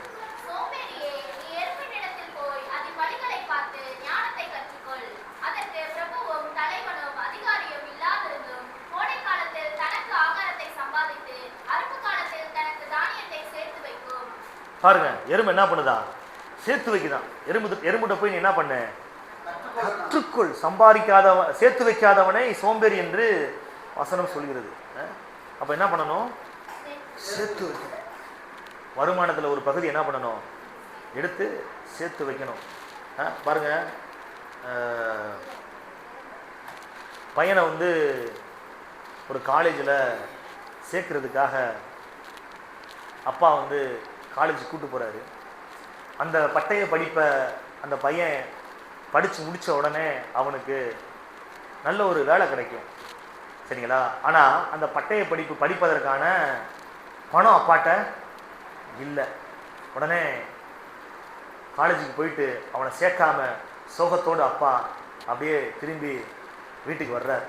அப்ப அந்த பையனுடைய அம்மா கணவனை பார்த்து கேட்குறாங்க, ஏங்க சுகமா வர்றீங்க, இந்த மாதிரி இந்த பட்டய படிப்பு மகன் படித்தானா அவனுக்கு உடனே வேலை கிடைக்கும், ஆனால் அதுக்கு 2 லட்ச ரூபா கேட்குறாங்க, நம்மகிட்ட இப்போதைக்கு அந்த பணம் இல்லையே அப்படின்னு சொல்லும் பொழுது, கொஞ்சம் இருங்க வர்றேன் அப்படின்னு சொல்லிட்டு அந்த அம்மா போயிட்டு இடத்த வெளியில் போயிட்டு 2 லட்ச ரூபா பணத்தை கொண்டு வந்து என்ன பண்ணாங்களா கொடுத்து பையனை கொண்டு போய் என்ன பண்ணுங்க, சேர்த்து விடுங்க. எப்படிமா உனக்கு அந்த 2 லட்ச ரூபா பணம் வந்துச்சு அப்படின்னு சொன்னால் அந்த அம்மா சொன்னாங்களா, நீங்கள் எனக்கு மாதம் காசு கொடுப்பீங்க, செலவு கொடுப்பீங்க, அதில் நான் நம்மளுடைய அத்தியாவசிய தேவைகள் போக ஒரு சில பகுதியை எடுத்து நான் சீட்டு கட்டிக்கிட்டே வந்தேன். பல ஆண்டுகளாக என்ன பண்ணேன், சீட்டு கட்டிக்கிட்டே வந்தேன். அதில் எனக்கு இவ்வளோ பணம் இருந்துச்சு, அதை நான் என்ன பண்ணியிருக்கேன், இப்போ நான் எடுத்துகிட்டு வந்திருக்கிறேன், அதை கொண்டு போய் நீங்கள் என்ன பண்ண கட்டுங்க அப்படின்னு சொல்லிட்டு சொன்னாங்களாம். என்ன சொல்ல வர்றேன் அப்படின்னா, ஒரு சில நேரத்தில் நெருக்கடியான நிலைமையில, ஒரு திணறக்கூடிய நிலைமையில நீங்கள் சேர்த்து வைத்த அந்த பணம் உங்களுக்கு உதவியாக இருக்கும். ஏதோ ஒரு சீட்டு போடுறதோ ஏதோ ஒரு காரியமோ அது உங்களுக்கு உதவியாக, நெருக்கடியான நேரத்தில் அது ரொம்ப ஒரு உதவியாக இருக்கும். ஏதாவது ஒரு காரியத்தில் நீங்கள் இன்வெஸ்ட் பண்ணி என்ன பண்ணணும், சேர்த்து வைக்கணும். அது நெருக்கடியான நேரத்தில் உதவி செய்யும்.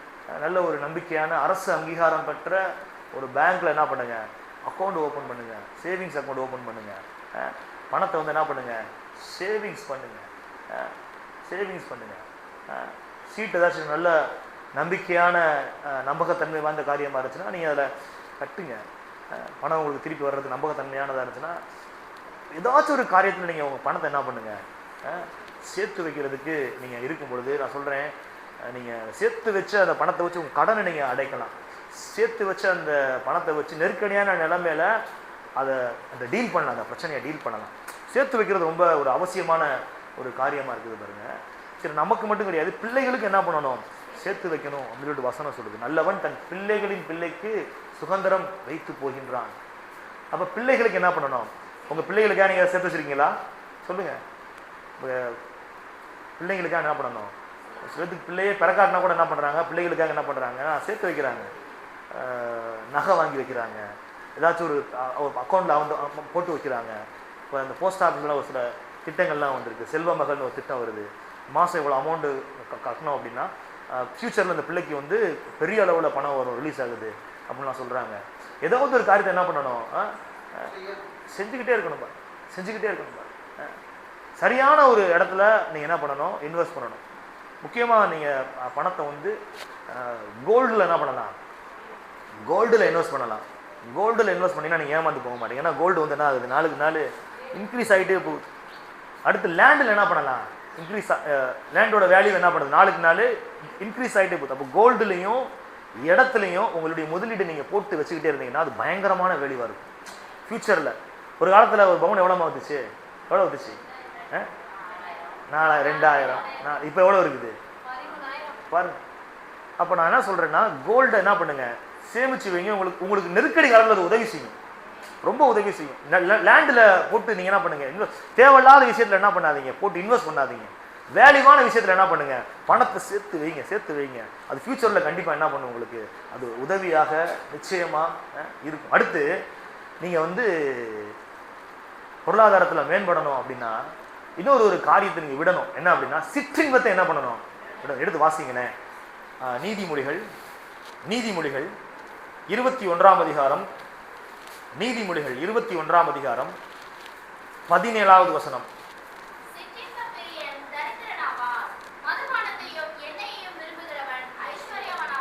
பாருங்க, மதுபானத்தை விரும்புகிறவன் ஐஸ்வர்யவான் ஆகுவது இல்லை. சிற்றின்ப பிரியன்னா இப்போ தண்ணி அடிக்கிறது, போதைப் பொருட்கள் யூஸ் பண்ணுறது, அது மட்டும் சிற்றின்பம் கிடையாது, ஒரு என்டர்டெயின்மெண்ட்.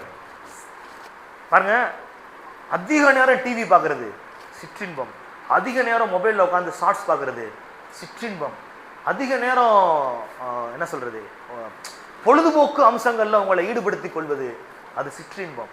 அதில் நீங்கள் அதிகமாக இன்வால்வ் ஆக ஆக அது உங்களுடைய வாழ்க்கையில் தரித்திரத்தை கொண்டு வரும், கண்டிப்பாக கொண்டு வரும். இப்போ குடிக்கிறவங்கள பார்த்தீங்களா, குடிச்சு கடன் வாங்குவான், குடிப்பான், அடகு வைப்பான், குடிப்பான், வர்றதை ஃபுல்லாக குடிச்சு கடைசியில் நாசமாக போயிடுவான். சிற்றின்பம். போதைப் பொருள் யூஸ் பண்ணுறோன்னு அதே போல தான். அப்போ இது மட்டும் கிடையாது, ஒரு சில பேர் பாருங்க இந்த இதுவே அடிக்டாக இருக்கும். இது மொபைல் அடிக்ட் பார்த்துருக்கீங்களா, டிவி. ஒரு சில பேர் டிவி பார்க்காம என்ன பண்ண முடியாது, காலையில் டிவி ஆன் பண்ணால் நைட்டு ஒரே ஓடிக்கிட்டே இருக்கும், டிவியே சுட்டு கிடக்கும். தண்ணியை ஊற்றி கூல் பண்ணுங்கடா அப்படின்னு சொல்கிற மாதிரி அது கத்திக்கிட்டு இருக்கும். அந்த மாதிரி என்ன பண்ணும், ஹீட் ஆயிரும். காலையில் என்ன பண்ணுவாங்க, ஒவ்வொரு சீரியலாக அவங்களுக்கு உலகத்தை பற்றி கவலை கிடையாது, தான் குடும்பத்தை பற்றி கவலை கிடையாது, எதை பற்றியும் கவலை கிடையாது. சட்னியில் உப்பு போட்டோமா போடலையா, டீயில் வந்து மிளகா பொடியை போட்டோமா, காபி தூள் எதுவுமே தெரியாது. அவங்க பாட்டு போட்டு டிவியை பார்த்துக்கிட்டே அப்படி பாருங்க. இது தர்த்தரத்தை என்ன பண்ணும் கொண்டு வரும் பாருங்க. நைட்டெல்லாம் உட்காந்து என்ன பண்றது, வீடியோ பார்க்கறது பார்த்துருக்கீங்களா? நைட்டு உட்காந்து டிவி பார்க்கறது. நைட்டு ஆண்டவர் எதுக்காண்டி கொடுத்துருக்காரு? ரெஸ்ட் எடுக்கிறதுக்காண்டி கொடுத்துருக்காரு. குறைஞ்சபட்சம் ஒரு 6 மணி நேரம் 7 மணி நேரம் என்ன பண்ணணும்? கடினமாக உழைக்கிறவங்க 8 மணி நேரம் கூட என்ன பண்ணலாம், நல்லா தூங்கலாம். அப்போ நீங்க பிரிஸ்கா இருப்பீங்க காலையில. இல்லாட்டா காலையில் எந்திரிச்சோன்னே அப்படியே யார் வர்றான்னு கூட தெரியாது. யார் வர்றான்னு கூட, யார் எதிர்த்தாப்புல வர்ற, வண்டி வருதா, லாரி வருதா, கார் வருதா, மாடு வருதா, எதுவுமே தெரியாது. இப்படி அரை தூக்கத்தில் வேலைக்கு எந்திரிச்சு போறது. இது எப்படி ஆக்டிவா நீங்க வேலை செய்ய முடியும் பாருங்க. இப்படி இருக்கிறனால என்ன ஆகும்னா உங்க சரீரமும் என்ன ஆகுது, டேமேஜ் ஆகும். நீங்க நைட் நேரம் நீங்க சரியா தூங்காம முழிச்சு கிடந்திருந்தீங்கன்னா உங்க லிவர் என்ன ஆகுது, வீக் ஆக ஆரம்பிச்சு. லிவர் உடம்புல ஹீட் ஆயிருங்க அதிகமா. அப்ப லிவர் வீக் ஆக ஆரம்பிச்சிடும். உங்க டைஜஷன்ல பிரச்சனை ஆக ஆரம்பிச்சிடும். அப்புறம் சாப்பிட்ற சாப்பாடு சரியா ஜீரணம் ஆகாது. இன்சுலின் வேலை செய்யாது. சுகர் வந்துடும், டயபெட்டிஸ், ப்ரெஷர் கூடும். சரியா தூங்காட்டினா ப்ரெஷர் கூடிடும் தெரியுமா? சரியா தூங்காட்டினா ப்ரெஷர் கூடிடும். இதெல்லாம் எதுல வருதுன்னா நீங்க ஏதோ ஒரு விஷயத்துல என்ன உங்களை இன்வால்வ் பண்ணாதீங்கன்றேன். அவாய்ட் பண்ணுங்க. அது கண்ட்ரோலுக்கு நீங்க போகாதீங்க. அப்படி கண்ட்ரோலுக்கு போயிடுவோம். ஒரு வீடியோ பார்க்க ஆரம்பிச்சோம்னா அப்படியே அப்படியே போயிட்டு மணியை பார்த்தா 12. எத்தனை மணிக்கு ஆரம்பிச்சிருப்பீங்க? 10 மணிக்கு தூங்கலாம்னு சொல்லிட்டு ஆரம்பிச்சிருப்பீங்க. 12 வரைக்கும் என்ன பண்ணிட்டு இருக்கோம்? நான் சொல்றது ஒரு என்டர்டைன்மெண்ட் பண்றது மட்டும் கிடையாது. ஒரு ஆவிக்குரிய காரியமாக கூட இருந்துட்டு போட்டோம். தூங்குற நேரத்தில் என்ன பண்ணுங்க, தூங்க அதிகாலையில் எழுந்துச்சு இது பண்ணுங்க. நைட்டுக்கு ஜெபம் பண்ற ஜெபத்தோட விட்டுருங்க. நான் உட்காந்து பாட்டு கேட்க போறேன். நைட் நேரத்தில் தேவையில்லாம என்ன பண்ணாதீங்க. மெசேஜ் கேட்க போறேன், பாட்டு கேட்க போறேன், நான் ஆவியில தானே விளப்படுறேன். இல்லை, ரெஸ்ட் எடுங்க. காலையில் எழுந்துச்சு என்ன பண்ணுங்க, ஜெபிக்கிறதுன்னு ஒரு நேரத்தை ஒதுக்கிங்க. அந்த வேலையில் அதை மட்டும் முடிச்சுட்டு விட்டுருங்க. மொபைலுக்குள்ள உள்ள போனீங்க அப்படின்னா அப்படியே உங்களை என்ன பண்ணிடும், ஃபிளாட் ஆக்கி விட்டுரும். பாருங்க. அப்ப அடிக்கடி ஹோட்டல்ல போய் சாப்பிட்றது இது என்னது சொல்லுங்க, சிற்றின்போ. அடிக்கடி ஹோட்டல்ல போய் சாப்பிட்றது, எப்பயாச்சோட சாப்பிட்றது நல்லது. குடும்பமா போய் சந்தோஷமா இருந்து சாப்பிட்றது நல்லது. அடிக்கடி என்ன பண்ணுவாங்க, ஹோட்டல்ல போய் அந்த ஹோட்டல்ல அது நல்லா இருக்கும், இந்த ஹோட்டல் அது நல்லா இருக்கும். வீட்டில் சமைக்கிறதே கிடையாது. வீட்டில் என்ன பண்றது இல்லை, சமைக்கிறதே கிடையாது. ஆர்டர் போடுறது, ஆன்லைன்ல ஆர்டர் போட்டு என்ன பண்றது, ஆன்லைன்ல என்ன பண்ண டாக்ஸோட ஜிஎஸ்டியோட சேர்த்து என்ன பண்றான் போடுறான். அதை பத்திலாம் கவலைப்படுறது இல்லை. பணத்தை கொடுத்து என்ன பண்ணிடுறது, வாங்கி சாப்பிட்றது. வாங்கி குடியனும் போஜன பிரியனும் தர்த்திரனாவான். நீதிமொழிகள் 23ஆம் அதிகாரம், நீதிமொழிகள் 23ஆம் அதிகாரம் 21வது வசனத்தை வாசிக்கிறேன். குடியனும்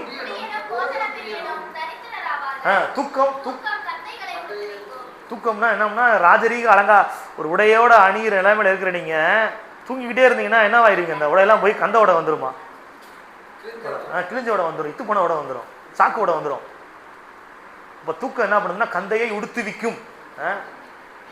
பாருங்க,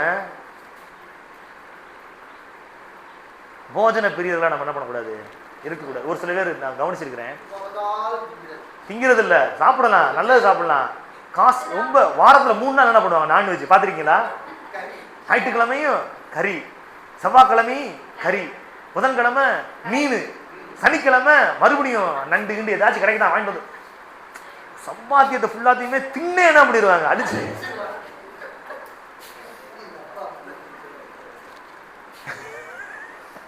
நாகர்களுக்காரவங்களுக்கு சொல்லவே வேண்டியதில்லை. வாரத்தில் 4 நாள் என்ன பண்ணுவாங்க, கறி கவுச்சி இல்லாமல் இருக்காது. அப்படி கவனிங்க. என்ன சொல்ல வர்றேன்னா, நல்ல உணவுகளை சாப்பிடலாம், ஆனால் தேவையில்லாமல் என்ன பண்ணக்கூடாது, அதில் போட்டு செலவு பண்ணி இப்போ உள்ள சாப்பிட்டு என்ன ஆயிடுச்சு, கொலஸ்ட்ரால் ஏறி போச்சு. இப்போ ப்ரெஷர் மாத்திரை சாப்பிட்டுட்டு இருப்பாரு. ப்ரெஷர் மாத்திரை சாப்பிட்டாலும் கறியை குறைக்க மாட்டாரு, கவுச்சியை குறைக்க மாட்டார். அப்படி பழக்கம் ஆயிடுச்சுல, பழக்கமா ஆகி போயிடுச்சுல. அப்ப ஒரு சரியான ஒரு முறைப்படுத்தி கொள்ள வேண்டும். உங்களுடைய செலவுகளை என்ன பண்ணணும், முறைப்படுத்தி கொள்ள வேண்டும். கண்டதையும் கடி என்ன பண்ணக்கூடாது, தின்னக்கூடாது. பாருங்க, சிற்றின்ப பிரியன் தரித்திரனாவான், மதுபானத்தையும் எண்ணெயும் விரும்புகிறவன் ஐஸ்வர்யவான் ஆவதில்லை. எண்ணெய்னா என்னது, எண்ணெய் சொல்லுங்க, பொரிச்ச ஐட்டமா சாப்பிட்றது, எண்ணெயை ஊற்றி சாப்பிட்றது. உடம்புல ஃபுல்லும் வியாதி வந்துட்டு கண்டது வரையும் தின்னுட்டு அப்புறம் ஆஸ்பத்திரியில் போய் செலவு பண்ணிட்டு அப்புறம் வருமானம் ஃபுல்லுமே எங்கே போகுது, ஹாஸ்பிட்டலுக்கு போகுது. என்ன சொல்ல வர்றேன் அப்படின்னா, சிற்றின்பத்தை கொஞ்சம் குறைச்சிக்கணும். அதுக்காண்டி வேண்டாம்னு சொல்லலை, குறைச்சிக்கிட்டு உங்கள் வருமானத்தை பெருக்குவதற்கான வழிமுறைகளை நீங்கள் வைத்துக் கொள்ளுங்க. அடுத்து 5வது காரியம், வீணான நபர்களோடு உள்ள பழக்கத்தை துண்டித்து விடுங்கள். எடுத்து வாசிங்க. நீதிமொழிகள் 28ஆம் அதிகாரம், நீதிமொழிகள் 28ஆம் அதிகாரம் 19வது வசனத்தை வாசிங்க.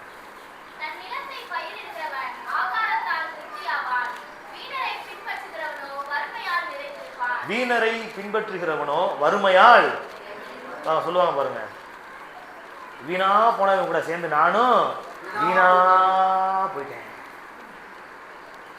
கேடு கட்டவனோட சேர்ந்து நானும் கேடு கட்டு போயிட்டேன். வீணரை பின்பற்றுகிறவர்களோ வறுமையால் நிறைந்திருப்பார்கள். அப்ப தேவையில்லாத ஆட்களோடு உள்ள சவகாசத்தை என்ன பண்ணுங்க பாருங்க. ஒரு சில பேர் சும்மா இருக்க மாட்டாங்க. உங்கள்கிட்ட பணம் இருக்குதுன்னு தெரிஞ்சு உங்களை எதுலையாச்சும் கொண்டு போய் கோர்த்து விட்டுட்டு நீங்கள் அதில் போய் இன்வெஸ்ட் பண்ணுங்க. அதில் ஒரு என்ன டாலரு, கிரிப்டோ மணியா, கிரிப்டோ காயின்ஸ் என்னென்னமோ புதுசாக என்ன பண்ணுறாங்க, அதில் பண்ணுங்க இதில் பண்ணுங்க. அவங்க உங்களை வச்சு சோதனை ஓட்டம் பார்ப்பாங்க. நீங்கள் தான் எலி, அவங்களுடைய ஆய்வகத்தில் நீங்கள் தான் எலி, உங்களை வச்சு சோதனை ஓட்டம் பார்ப்பானுங்க. அந்த மாதிரி வீணர்களோடு என்ன பண்ணக்கூடாது. அப்படிப்பட்ட வீணர்களோடு நீங்கள் பழக்கம் வச்சுக்கிட்டீங்கன்னா உங்களை வச்சு சோதனை ஓட்டம் பார்த்து நீங்கள் அடியான பிறகு வாங்கி ஓடிடுவாங்க. நான் தான் சொல்கிறேன்னா அப்படிப்பட்ட நபர்களோடு பழக்கத்தை என்ன பண்ணுங்க, துண்டித்து கொள்ளுங்கள்.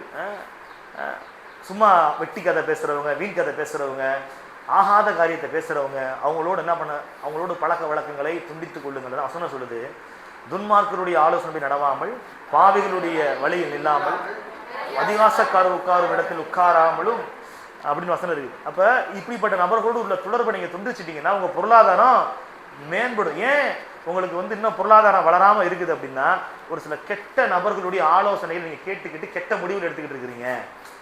நீதிமான் யார்கிட்ட ஆலோசனை கேட்கணும், நீதிமான் கர்த்தர்கிட்ட கேட்கணும். அடுத்து நீதிமான் தான் ஆலோசனை கேட்கணும். தேவனுடைய பிள்ளைக்கு தான் ஆலோசனை சொல்லணும். ஒரு துன்மார்க்க சொல்ற ஆலோசனை கேட்டு நீங்க நடந்தீங்கன்னா கண்டிப்பா குடியில விழுந்துருவீங்க, லாஸ்ட்ல போயிருவீங்க. அதான் சொல்ற, துன்மார்க்குடைய ஆலோசனை என்ன பண்ணாத, நடக்காது, வீணர்களோடு உட்காராத. அப்ப கெட்ட நபர்களுடைய உள்ள அந்த சவகாசத்தை துண்டிச்சுக்கீங்க. ஒரு சில ஆட்கள்கிட்ட போய் அவங்க பேச அந்த தரித்திரம் உங்களையும் என்ன பண்ணிடும், தரித்திரத்தினால உங்களையும் ஒரு சில ஆட்கள்கிட்ட போய் உட்காந்து நீங்க பேச ஆரம்பிச்சாலே அந்த தரித்திரத்தின் ஆவியும் தரித்திரத்தின் புத்தியை உள்ள வச்சு விடுவாங்க. அந்த ஆவி உங்களை என்ன பண்ணும், அஃபெக்ட் பண்ணும். தரித்திரம் அப்படியே பிடிச்சிடும் உங்களையும். அப்படிப்பட்ட நபர்களோடு உள்ள பழக்கத்தை துண்டிக்க சொல்லி ஆண்டவர் என்ன பண்றாரு, உங்களுக்கு ஆலோசனை கொடுக்கின்றார். அடுத்து 6வது, பதட்டத்துல எந்த முடிவு என்ன பண்ணாதீங்க, அவசரமா எடுக்கிற முடிவு எடுத்து வாசிங்களேன். நீதிமொழிகள் 21ஆம் அதிகாரம், நீதிமொழிகள் 21ஆம் அதிகாரம் 5வது வசனம்.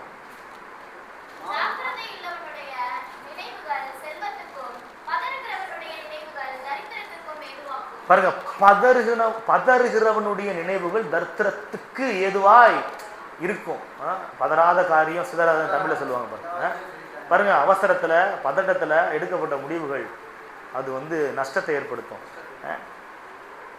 அவசரத்துல பதட்டத்துல ஏதாச்சும் ஒரு தொழிலை தொடங்குறது திடீர்னு நஷ்டமா போயிருது. முன் அனுபவம் இல்லாம ஏதாச்சும் ஒரு காரியத்தை என்ன பண்றது செய்யறது. பாருங்க, திடீர்னு யாராச்சும் பார்ப்பாரு, பார்த்துட்டு என்ன பண்ணுவார், இவரு டக்குனு ஒரு ஹோட்டல் ஆரம்பிப்பாரு. ஹோட்டல் ஆரம்பிச்சு ஓட்டாண்டியா போயிடுவாரு. அடுத்து பார்த்தா ஐஸ் கடை வச்சுக்கிட்டு இருப்பாரு.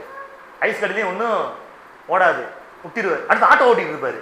அடுத்த ஆட்டோலையும் ஒன்றும் ஓடாது. அடுத்து டிராக்டர் வாங்கிடுவார். டிராக்டர் வாங்கி என்ன பண்ணுவாரு, விவசாயம் பண்ண போறேன் விளைச்சல் ஒன்று ஏதாச்சும் அவசரத்துல பதட்டத்துல ஆலோசனை கேட்காம திடீர் ஏதாச்சும் ஒரு முடிவு எடுத்துட்டு அப்புறம் ஒண்ணுமே இல்லாம கையில கிடைக்கிற பணத்தெல்லாம் கொண்டு போய் தேவையில்லாத காரியத்துல இன்வெஸ்ட் பண்ணி, அதான் சொல்லுது. என்ன சொல்லுது, மறுபடியும் வாசிங்க அதை.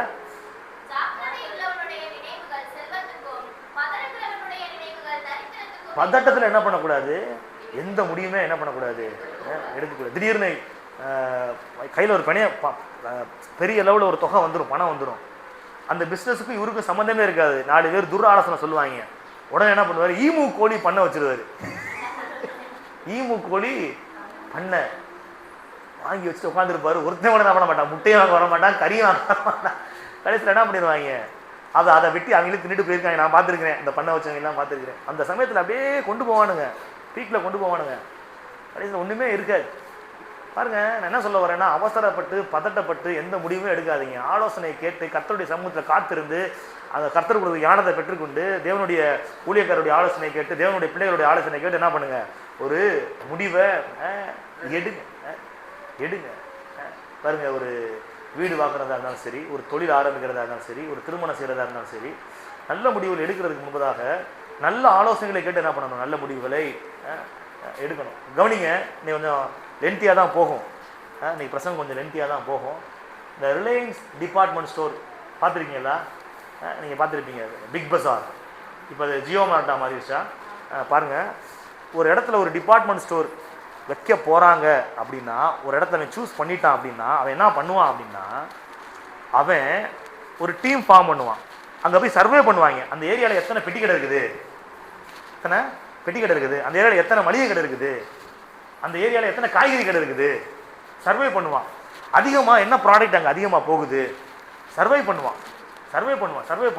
இந்த இடத்துல நம்ம பிஸ்னஸ் ஆரம்பித்தோம் அப்படின்னா கண்டிப்பாக நம்ம சக்ஸஸ் ஆக முடியுமா? ஏன்னா பல கோடி கணக்கில் இன்வெஸ்ட் பண்ண போகிறான்.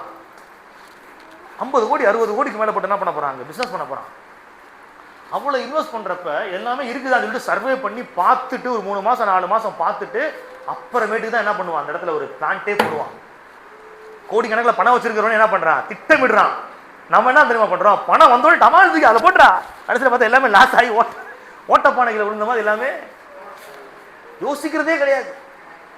செவம் பண்ணணும், முடிவு எடுக்கணும். என்ன செய்யலாம் ஆண்டவரே, சொல்லுங்க ஆண்டவரே சொல்லிட்டு காத்திருந்து அப்புறமேட்டுக்கு என்ன செய்யணும், ஒரு காரியத்தை என்ன பண்ணணும், நம்ம செய்ய ஆரம்பிக்கும் பொழுது கர்த்தர் என்ன பண்ணுறாரு, ஆசீர்வாதமாக அதை மாற்றி தருகின்றார். கவனிங்க, ஒரு மனுஷன் வந்து டக்குன்னு என்ன பண்ணுறான், நிலத்தை வாங்குறான். நிலத்தை வாங்கி கையில் கிடக்கிற பணத்தை எல்லாம் போட்டு ஒரு கோழி பண்ண ஆரம்பிச்சிட்டான். இப்போ மழை பெய்யும் போது என்ன ஆகுதுன்னா, அந்த கோழியெல்லாம் நனைஞ்சு செத்து போயிடுது. ஏன்னா அந்த இடம் வந்து, அந்த நிலம் வந்து ஏற்கனவே அந்த இடத்துல ஒரு ஏரி இருந்திருக்குது, ஒரு ஆறு ஏரி இருந்திருக்குது. அதனால் மழை பெஞ்சா ஈஸியாக என்ன பண்ணும், அந்த ஏரி நிரம்பும். அப்போ அந்த கோழி என்ன பண்ணிட்டு இருக்கு, செத்துக்கிட்டே இருக்குது. அப்போ நிறைய லாஸ் ஆகிட்டே இருக்குது. உடனே ஆண்டவர்கிட்ட ஆலோசனை கேட்குறேன், ஆண்டவரே நான் என்ன செய்யலாம் சொல்லுங்கள், நான் அவசரப்பட்டு என்ன பண்ணிட்டேன், ஒரு சில முடிவை எடுத்துட்டேன், இப்போ என்ன செய்யலாம், இடத்த வித்துறவா, இடத்த விற்கலான்னு சொல்லிட்டு என்ன பண்ணுறாங்க, சுற்றி இருக்கவங்களாம் ஆலோசனை சொல்கிறாங்க. விற்கலான்னு சொல்லிட்டு இருக்க ஆண்டவர் சொல்கிறேன், நீ கோழி பண்ண வைக்காத, வாத்து பண்ண வை. என்ன பண்ண வை, வாத்து பண்ண வை. இப்போ அது மழை பெஞ்சாலும் தண்ணி ரொம்பனா கூட வாத்துக்கு என்ன ஆகாது, அது பூலில் மிதந்த மாதிரி, அந்த பூல் குளத்தில் என்ன பண்ணும், அது பாட்டுக்கு பயந்துக்கிட்டே இருக்கும், அதுக்கு எந்த விதமான பாதிப்பு ஏற்படாது, பிஸ்னஸ் எந்த வகையிலே அது பாதிக்காது அப்படின்னு சொல்லி சொன்னாராம் பாருங்க. அப்புறமேட்டு அவன் அந்த கோழியெல்லாம் அகற்றி விட்டு வாத்துகளை வாங்கி வாத்து பண்ண வளர்க்க ஆரம்பிச்சான் பாருங்க. சக்ஸஸ்ஃபுல்லாக போயிட்டான் பாருங்க. என்ன சொல்ல வரேன்னா, ஐஸ்வர்யத்தை சம்பாதிப்பதற்கான பலத்தையும் அவர் தான் தருகின்றார், ஞானத்தையும் அவர் தான் தருகின்றார். ஆண்டவருடைய ஆலோசனை கேட்காம என்ன பண்ணக்கூடாது, சொல்லுங்க, எந்த முடிவு எடுக்கக்கூடாது. முடிச்சுட்டு லாஸ்ட்ல போக இந்த ஆண்டுல ஒரு முடிவு எடுங்க. அடுத்து, கஞ்சத்தனத்தை விட்டு விடுங்கள். எடுத்து வாசிங்க, நீதிமொழிகள் 7வது குறிப்பு, கடைசியான குறிப்பு, 7வது குறிப்பு, கஞ்சத்தனத்தை விட்டு விடுங்கள். எழுதிட்டீங்களா? நீதிமொழிகள் 11ஆம் அதிகாரம், நீதிமொழிகள் 11ஆம் அதிகாரம் 24வது வசனம்.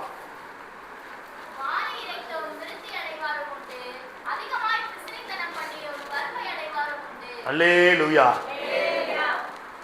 அதிகமாய் பிசித்தனம் பண்ணியும் வறுமை அடைந்தவரும் பாருங்க, வாரி அடைத்தா சரி, வாரி இறைத்தாள் விருத்தி, பிசினித்தனம் செய்தால் வறுமை. அதான, வாரி இறைத்தாள் விருத்தி, பிசினித்தனம் செய்தால் வறுமை. ஆனா அந்த உலகம் எப்படி சொல்லி கொடுக்குது அப்படின்னா, நீ கஞ்சத்தனம் பண்ணாதான் என்ன பண்ண முடியும். கஞ்சத்தனம் பண்றதுனா நான் என்ன சொல்ல வரேன்னா, நான் உங்களுடைய அத்தியாவசிய தேவைகள் போக அனாவசிய செலவுகளை தவிர்த்து கொள்றது, அது கஞ்சத்தனம் கிடையாது, அது ஞானமான விஷயம். ஒரு சில விஷயத்தை எந்தெந்த விஷயத்துல கஞ்சத்தனமா இருக்கக்கூடாதுன்னு நான் சொல்றேன், வேதாகமத்தின் அடிப்படையில் நான் சொல்றேன். எந்தெந்த விஷயத்துல வாரி இறைக்கணும், எந்தெந்த விஷயத்துல கொடுக்கணும் அப்படின்றத நான் வேதாகமத்தின் அடிப்படையில் நான் சொல்றேன். பிசினித்தனம் என்ன பண்ணக்கூடாது, பண்ணவே கூடாது. குறிப்பா 3 விதமான காரியத்தை நான் சொல்றேன். ஒன்று, தேவனை கனம் பண்ணுவது. சொல்லுங்க, தேவனை. அடுத்து, பேரண்ட்ஸ் பெற்றோரை கனம் பண்ணுவது. சொல்லுங்க, மூணாவது ஏழைகளுக்கு தான தர்மம் செய்வது. இந்த 3 விஷயத்துல நீங்க பிசினித்தனம் பண்ணீங்கன்னா கடைசி வரைக்கும் தர்த்தரத்துல தான் என்ன பண்ணுவீங்க இருப்பீங்க. எடுத்து வாசிங்க நீதிமொழிகள் 3ஆம் அதிகாரம் 9-10. நீதிமொழிகள் 3ஆம் அதிகாரம் 9-10.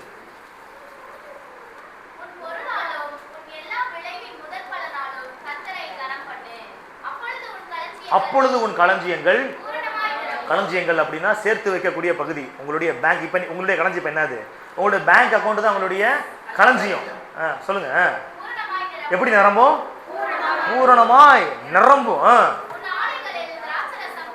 பாருங்க, திராட்சரசம் என்பது உணவோடு சம்பந்தப்பட்ட காரியம். அப்போ உணவுப் பொருட்கள்லாம் எப்படி வரும்? நிரம்பி வழிகிற அளவுக்கு இருக்கும். கவனிங்க, அப்ப என்ன ஆண்டவர் சொல்றாருன்னா, தசம பாகம் என்கிற காரியத்திலே உண்மை உள்ளவர்களாக இருக்கும் பொழுது கர்த்தர் தர்த்தரத்தை நீக்குகிறார். கண்டிப்பா நான் சொல்றேன், அடித்து சொல்றேன், சேலஞ்சிங்கா நான் சொல்றேன். சோதனை கூட பண்ணி பார்த்துக்கங்க. பாருங்க, கவனிங்க, நான் சோதிச்சு பார்த்தா தசமபாகமே கொடுக்க ஆரம்பிச்சேன். அது நான் சாட்சி நான் சொல்றேன். பாருங்க, காணிக்கை தசமபாகம் என்கிற காரியத்துல நீங்க உண்மையா இருந்தீங்கன்னா கர்த்தர் என்ன பண்றாரு? ஆசீர்வதிக்கிறார். பாருங்க, ஆபிரகாம் தசமபாகம் கொடுத்தான். யாக்கோபு தசமபாகம் செலுத்தினான். தன்னுடைய வருமானத்தில் சம்பாத்தியத்தில் தசமபாகம் செலுத்தினான். நியாயப்பிரமாணம் கொடுக்க போறதுக்கு முன்பதாகவே தசமபாகம் அவங்கெல்லாம் கொடுத்துருக்குறாங்க. இயேசு கூட சொல்றாரு, ராயனுக்குரியதை தேவனுக்குரியதை. அப்ப தேவனுக்குரியது எது? தசமபாகங்கள் எல்லாம் கர்த்தருக்குரியது. தசமபாகங்கள் எல்லாம் கர்த்தர். அப்ப தேவனுக்குரியதை என்ன பண்ணணும்? தேவனுக்கு கொடுக்கணும். ஆண்டவர் சொல்றாரு, 10ல் ஒன்று என்ன பண்ணணும்? ஆண்டவருக்கென்று, ஆண்டவர் ராஜ்யத்திற்கென்று கொடுக்கும் பொழுது ஆசீர்வாதங்கள் நிச்சயமாகவே பெருக்கெடுத்து ஓட ஆரம்பிக்கும். தர்த்தரம் நீங்கும். தர்த்தரம் நீங்குவதற்கான வழிமுறைகளை நான் என்ன பண்ணிட்டு இருக்கிறேன்? சொல்லி கொடுத்துக்கிட்டு இருக்கிறேன். பாருங்க, தசமபாகம் கொடுக்கணுமா வேண்டாமா அதெல்லாம் ஆர்குமெண்ட்டுக்கெலாம் நான் வரல. நீங்கள் கொடுத்து பாருங்க, ஆசீர்வாதம் என்ன பண்ணுவீங்க? பெற்றுக்கொள்ளும். இல்லை, இந்த பாயிண்ட் எனக்கு பிடிக்கல பாஸ்டர் அப்படின்னா ஓகே, அதை பற்றி எனக்கு கவலையே கிடையாது. ரிஜெக்ட் பண்ணிக்கோங்க, ரிஜெக்ட் பண்ணிடுங்க, விட்டுருங்க, தேவை கிடையாது. ஆனால் நான் கொடுப்பேன், ஆசீர்வாதம் பெறுவேன் அப்படின்னு விசுவாசிக்கிறவங்க கண்டிப்பாக ஆசீர்வாதத்தை பெற்றுக்கொண்டு தான் இருக்கணும். தசமபாகத்தை என்ன பண்ணணும்? வருமானத்தில் ஒன்றை என்ன பண்ணணும்? கர்த்தருக்கு என்று கொடுக்க வேண்டும், கொடுக்கணும். பாருங்க, முதற் பலன் எல்லாம் கர்த்தருக்கு உரியது. முதல் பலன் வருமானம், ஒரு எந்த அளவு பணம் வந்தாலும் சரி, அதில் ஒரு பகுதி என்ன பண்ணணும்? கர்த்தருக்கு என்று எடுத்து வைக்க. நான் போன வாரம் சொன்னேன், கார்பரேஷன் குழாயில் வந்து கனெக்ஷன்லாம் கொடுத்துருக்குது. தண்ணி வர்றதுக்கு கொஞ்சம் சவுண்டு கேட்குங்க அடி பைப்பில். நம்ம என்ன பண்ணணும்? அதில் கொஞ்சோண்டு எடுத்து தண்ணியை ஊற்றி அடித்தாதான் என்ன வரும்? தண்ணி வரும். நான் தண்ணியை ஊற்ற மாட்டேன், என்கிட்ட இருக்குதே ஒரு குடம் தண்ணி தான், நான் ஊற்ற மாட்டேன் அப்படின்னா தண்ணி நீ அடிக்கவே முடியாது. நீ ஊற்றுனா என்ன பண்ணலாம்? 10 குடம் தண்ணி கூட என்ன பண்ணலாம்? அடிக்கலாம். ஒரு சில பேருக்கு ஒரு குடம், சரி ஒரு குடத்தை வச்சு என்ன பண்ணு, ஒரு வாரம் குடிச்சிட்டு ஒவ்வொரு மடை குடிச்சு என்ன பண்ணிக்க, வாழ்ந்துக்க. நான் என்ன பண்ண போறேன்? ஊற்றி 10 குடம் அடிச்சு 4 பேருக்கு என்ன பண்ண போறேன்? கொடுக்க போறேன். அப்படின்னா கூட கர்த்தர் என்ன பண்ணுவாரு? ஆசீர்வதிப்பார். பாருங்க, போன வாரமா முந்தின வாரமா என் மனைவி சாட்சி சொன்னாங்கன்னு நினைக்கிறேன், தசம பாகத்தை குறித்து. எனக்கு அவங்கள பற்றி எனக்கு தெரியாது. மேரேஜ் முடிஞ்ச சமயத்தில் நான் வந்து ஒரு இடத்துல ஊழியம் செஞ்சுக்கிட்டு இருந்தேன். இவங்க அதுக்கு வருமானம் வரும்ல, சம்பளம் வரும்ல, மாதம் சம்பளம். அந்த சம்பளத்துலேருந்து 10ல் ஒரு பங்கு என்ன பண்ணிடுவாங்க? பாஸ்டரமா எடுத்து வச்சுருவாங்க. எடுத்து வச்சு தசமபாகம் கொடுக்கணும்னு சொல்லுவாங்க. எனக்கு அதை பார்க்கும்போது பொசுன்னு இருக்கும். ஏடா 10ல் ஒன்றுத்துக்கு என்ன பண்ணிட்டு இருக்கிறாங்க, கொடுத்துக்கிட்டு இருக்காங்க. நம்மளுக்கு கொடுத்தா கூட நம்ம என்ன பண்ணலாம்? நம்ம ஓட்ட மொபைல் வச்சுக்கிட்டு இருக்கிறோம், சரியான மொபைல் இல்லை, மொபைல் வாங்கலாம். கொடுக்குறதுக்கு மனசு இதாக வராது. எனக்கு ஒரு வெறுப்போடு தான் என்ன பண்ணுவேன், இது பண்ணுவேன். ஒரு சில நேரத்தில் ஆர்கியூமெண்ட் கூட பண்ணுவேன். அதெல்லாம் கிடையாது அப்படிலாம் சொல்லிட்டு ஆர்கியூமெண்ட்லாம் நான் பண்ணியிருக்கிறேன். ஒரு பெரிய அளவில் பணம் வந்துச்சு, 2 லட்ச ரூபா கிட்ட பணம் வந்துச்சு. அதில் என்ன பண்ணிட்டாங்க? 20,000 என்ன பண்ணிட்டாங்க? தசமபாகம் எடுத்து அதையும் எடுத்து வச்சுருக்காங்க. மாத வருமானத்தோட அந்த எடுத்துகிட்டு நான் போய் நாங்கள் போகிற சபைக்கு என்ன பண்ண போகிறோம், கொடுக்க போகிறோம்னு சொல்லிட்டு எனக்கு சண்டை போட்டேன். எனக்கு 20,000 ரூபாயை கொண்டு போய் என்ன பண்ணுற நீ? எனக்கு கொடுத்தா நான் பண்ணுவேன், மொபைல் வாங்கிடுவேன், லேப்டாப் வாங்கிடுவேன், அது நிறைய விஷயங்கள் கொடுக்கவே கூடாதுன்னு சொல்லிட்டு ஆர்கியூமெண்ட் பண்ணி இது பண்ணுறேன். பாஸ்டர் அம்மா அழுதுகிட்டே சொன்னாங்க, அழுது சொன்னாங்க, நான் வந்து 2,000 ரூபாய்க்கு சம்பளத்துக்கு வேலைக்கு போனேன்.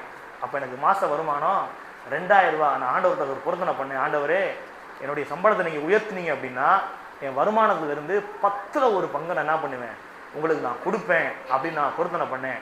ஆண்டவர் என்னுடைய இன்கம்மை உயர்த்தினாரு. இப்போ நான் 40+ வரையும் சம்பளம், 40,000 ரூபாய்க்கு மேலே சம்பளம் வாங்கிட்டு இருக்கிறேன். அந்த அளவுக்கு என்ன பண்ணார், என்ன ஆண்டவர் ஆசீர்வச்சிருக்கிறார். அதனால் நான் கண்டிப்பாக கொடுத்து தான் ஆவேன்னு சொல்லிட்டு பிடிவாதான் இருந்தாங்க. அப்புறமே நான் என்ன பண்ணலை, ஆர்கியூமெண்ட் பண்ணலை. சரி, அழுகிறதுனால என்ன பண்ணிட்டேன், விட்டுட்டேன்.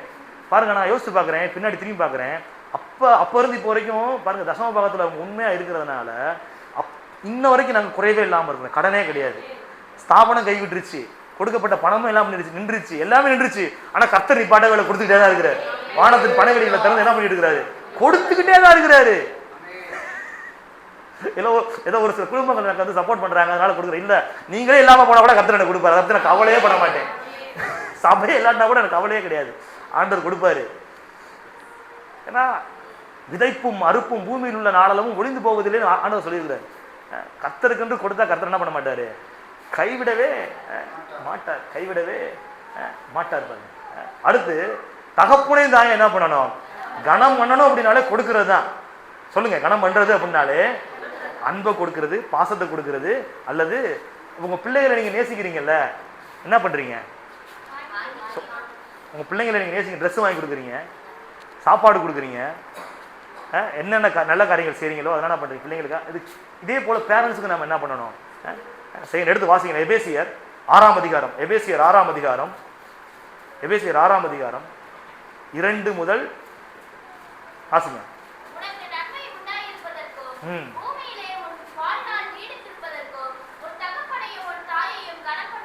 பாருங்க, உனக்கு நன்மை உண்டாயிருக்கவும் பூமியிலே உன் நாள் நீடித்திருப்பதற்கும் என்ன பண்ணணுமா? தகப்பனையும் தாயும் கனம் பண்ணணும். கனம் பண்ணணும். பேரண்ட்ஸுக்கு உங்களால, அது ஆணா இருக்கலாம் பொண்ணா இருக்கலாம், நான் சொல்றேன், உங்களால இயன்ற உதவி என்ன பண்ணணும்? செய்யணும். பொருளாலோ அல்லது ஏதாவது ஒரு பணத்தாலோ அல்லது ஒரு ட்ரெஸ் வாங்கி கொடுக்கறதுனாலோ ஏதோ ஒரு விஷயத்தை என்ன பண்ணணும்? பேரண்ட்ஸ் என்ன பண்ணணும்? பேரண்ட்ஸுக்கு செஞ்சு அவங்களை நீங்க என்ன பண்ணணும்? கனம் பண்ணணும். பாருங்க, நான் பெருமைக்காண்டி நான் சொல்லலை. எனக்கு சாப்பாட்டுக்கே வழி இல்லாமல் நான் இருந்திருக்கேன். ஒரு சில நேரத்தில் கர்நாடகாவில் இருக்கிற சமயத்தில் எங்களுக்கு வந்து கிடைக்கிற 100 ரூபா 200 ரூபா 300 ரூபா தான் கிடைக்கும். சரிங்களா? எனக்கு பெரிய லெவலில் பணம் வருமா? அதை என்ன பண்ணுவேன்னா, லாக்டவுன் சமயத்தில் எங்கள் அம்மா அப்பாவுக்கு நான் கொடுத்துருவேன். அப்படியே அவங்களுக்கு அதெல்லாம் தெரியாது.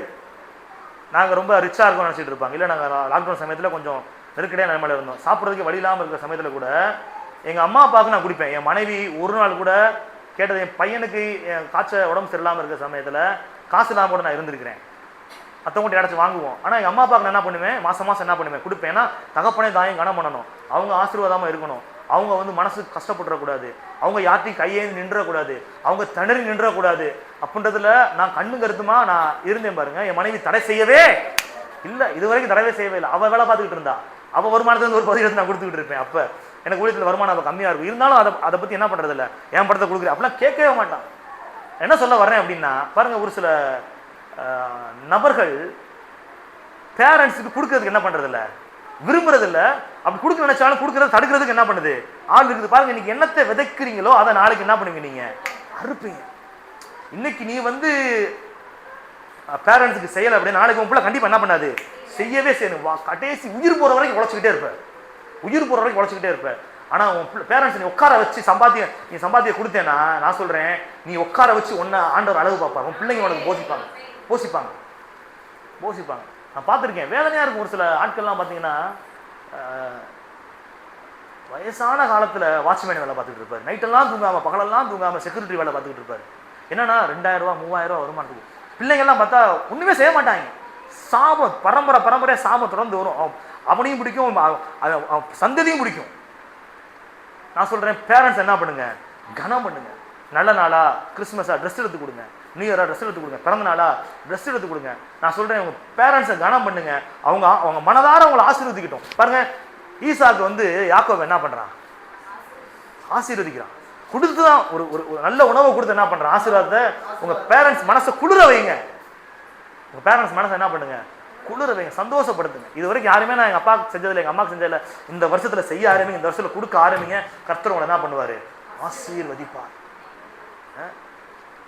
ஆசீர்வதிப்பார். ஒரு சிலருக்கு கொடுக்க வேண்டும் என்கிற தயாள குணம் இருக்கும். ஆனால் ஒரு சில நபர்கள் என்ன பண்ணுவாங்க? தடுப்பாங்க. நான் சொல்கிறேன், தயவு செஞ்சு என்ன பண்ணாங்க? இடம் கொடுங்க. கர்த்தருக்கு என்று கொடுக்கறதுக்கு தடை பண்ணாதீங்க. பேரண்ட்ஸுக்கு கொடுக்கறதுக்கு என்ன பண்ணாதீங்க? தடை பண்ணாதீங்க. ஏழைகளுக்கு கொடுக்கறதுக்கு என்ன பண்ணாதீங்க? தடை பண்ணாதீங்க. நீங்க கொடுக்க ஆரம்பிங்க, உங்க பொருளாதாரம் நிச்சயமா ஆசீர்வதிக்கப்படும். நீங்க மேன்மையா ஆசீர்வாதமா இந்த ஆண்டு முழுவதுமே என்ன பண்ணுவீங்க? உங்க பாத்திரம் நிரம்பி வழியும், உங்க ஆலையில திராட்சராசம் புரண்டு ஓடும், உங்க களஞ்சியங்கள் பூரணமாய் நிரம்பி இருக்கு. கரங்களை தட்டி கர்த்தரை மகிமைப்படுத்துவோம். பாருங்க, கடைசியாக ஏழைகளுக்கு இறங்குகிறவன் கர்த்தருக்கு ஆமா, ஏழைகளுக்கு நீங்க கொடுத்தீங்கன்னா யாருக்கு கடன் கொடுக்குறீங்க? ஆண்டவருக்கே கடன் கொடுக்கிறோம். அல்லேலூயா. நான் விசுவாசிக்கிறேன் இந்த ஆண்டுல இருந்து நம்மளுடைய சபையிலே ஏழை மக்களுக்கு இப்போ ஃபர்ஸ்ட் அரிசி கொடுக்கலாம் அப்படின்னு நினைச்சு ஆரம்பிச்சிருக்கிறோம். அடுத்து மளிகை ஜாமான் கொடுக்கலாம் அப்படின்னு சொல்லிட்டு ஆரம்பிச்சிருக்கிறோம், முடிவு பண்ணியிருக்கிறோம். பொருளாதாரம் எதுவுமே இல்லை. தேவனே தம்முடைய தயவுள்ள சித்தத்தின்படி விருப்பங்களையும் செய்கைகளையும் விருப்பங்களை கொடுத்தாருன்னா செய்ய கண்டிப்பா கொடுத்துருவார். செயல்படுத்துவதற்கான பணத்தை கண்டிப்பா என்ன பண்ணுவாரு? கொடுப்பாரு. நான் விசுவாசிக்கிறேன். நீங்க வரும்போது ஒண்ணுமே இல்லாம வந்துச்சு, இப்படி இதெல்லாம் வந்துச்சு, அவரே என்ன பண்றாரு? கொடுக்குறாரு. எல்லாமே என்ன பண்றாரு? அவரே கொடுக்குறாரு. அதே போலதான் பாருங்க. அப்ப ஏழைகளுக்கு நம்ம என்ன பண்ணணும்? ஒரு ஈகை குணம் கொண்டவர்களாக வாரி இறைத்தான் ஏழைகளுக்கு கொடுத்தான் அவன் நீதி என்றென்றைக்கும் நிற்கும். அப்ப ஏழைகளுக்கு கொடுக்கிறவர்களாக நம்ம இருக்கும் பொழுது கர்த்தர் என்ன பண்றாரு? நம்மளை ஆசீர்வதிக்கிறார். கஞ்சா முட்டி தானே என்ன பண்ணக்கூடாது? படக்கூடாது. உங்களுடைய பழைய ட்ரெஸ்லாம் தூக்கி என்ன பண்ணாதீங்க, எடைக்கு போட்டு குடம் வாங்காதீங்க, விளக்குமாறு வாங்காதீங்க. இல்லாதவங்களுக்கு என்ன பண்ணுங்க? கொடுங்க. வாங்கிக்கிறதுக்கு ஆள் இருக்குதாங்க. நான் மூட்டை மூட்டையாக ட்ரெஸ் கொடுத்தேன்ல, விலைக்கா போட்டீங்க, எத்தனை பிள்ளைங்க வாங்கிட்டு போனாங்க, அதை ஆசையாக வாங்கிட்டு போகிறாங்க. தேவைப்படுறவங்களுக்கு என்ன பண்ணுங்க? கொடுங்க. உங்களுக்கு பழைய ட்ரெஸ்ஸு, நல்ல ட்ரெஸ்ஸு, ஏதாச்சும் நீங்கள் போடாத யூஸ் பண்ணாத ட்ரெஸ் இருந்துச்சுன்னா கொடுங்க. ஆண்டவர் அதை ஆசீர்வதிப்பார். அதை பார்ப்பார். பாருங்க. அப்போ ஏழைகளுக்கு கொடுக்கும் பொழுது கர்த்தர் என்ன பண்ணுறாரு? உங்கள் பொருளாதாரத்தை ஆசீர்வதிக்கின்றார். அல்லேலூயா. கடைசியாக ஒரே ஒரு வசனத்தை மட்டும் வாசித்து முடிப்போம். நீதிமொழிகள் 13ஆம் அதிகாரம் 18வது வசனம். நீதிமொழிகள் 13ஆம் அதிகாரம் 18வது வசனம்.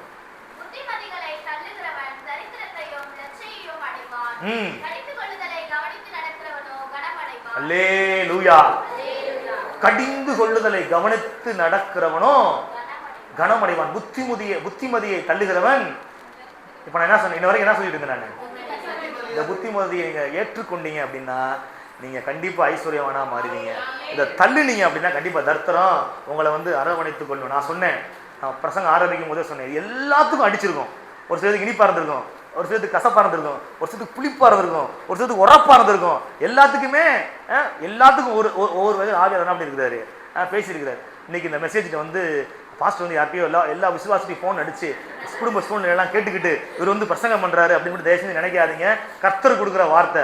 நான் என்ன பிரதர் சொன்னேன்? போன வாரம் அவங்கள்ட்ட பிரசங்கம் பண்ண போறேன்னு, சமாதானத்தை குறித்து பேச போறேன், ஏதனை குறித்து பிரசங்கம் பண்ண போறேன்னு சொன்னேன். நைட்டு வரும்போது ஆண்டவர் இந்த வார்த்தையை கொடுத்தார்.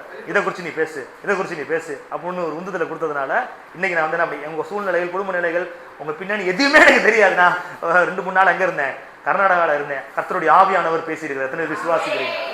ஒரு பெரிய ஒரு மாற்றத்தை, ஒரு மறுமலர்ச்சியை இந்த ஆண்டுல உங்க வாழ்க்கையில அவர் உண்டாக்க போகிறார். கரங்களை தட்டி கர்த்தரை மகிமைப்படுத்துவோம். Glory to Jesus, glory to Jesus. Hallelujah. யாவரும் எழுந்து நிற்போம். காணிக்கை பாடல் பாடும் பொழுது கர்த்தருக்கு காணிக்கை செலுத்தினார்.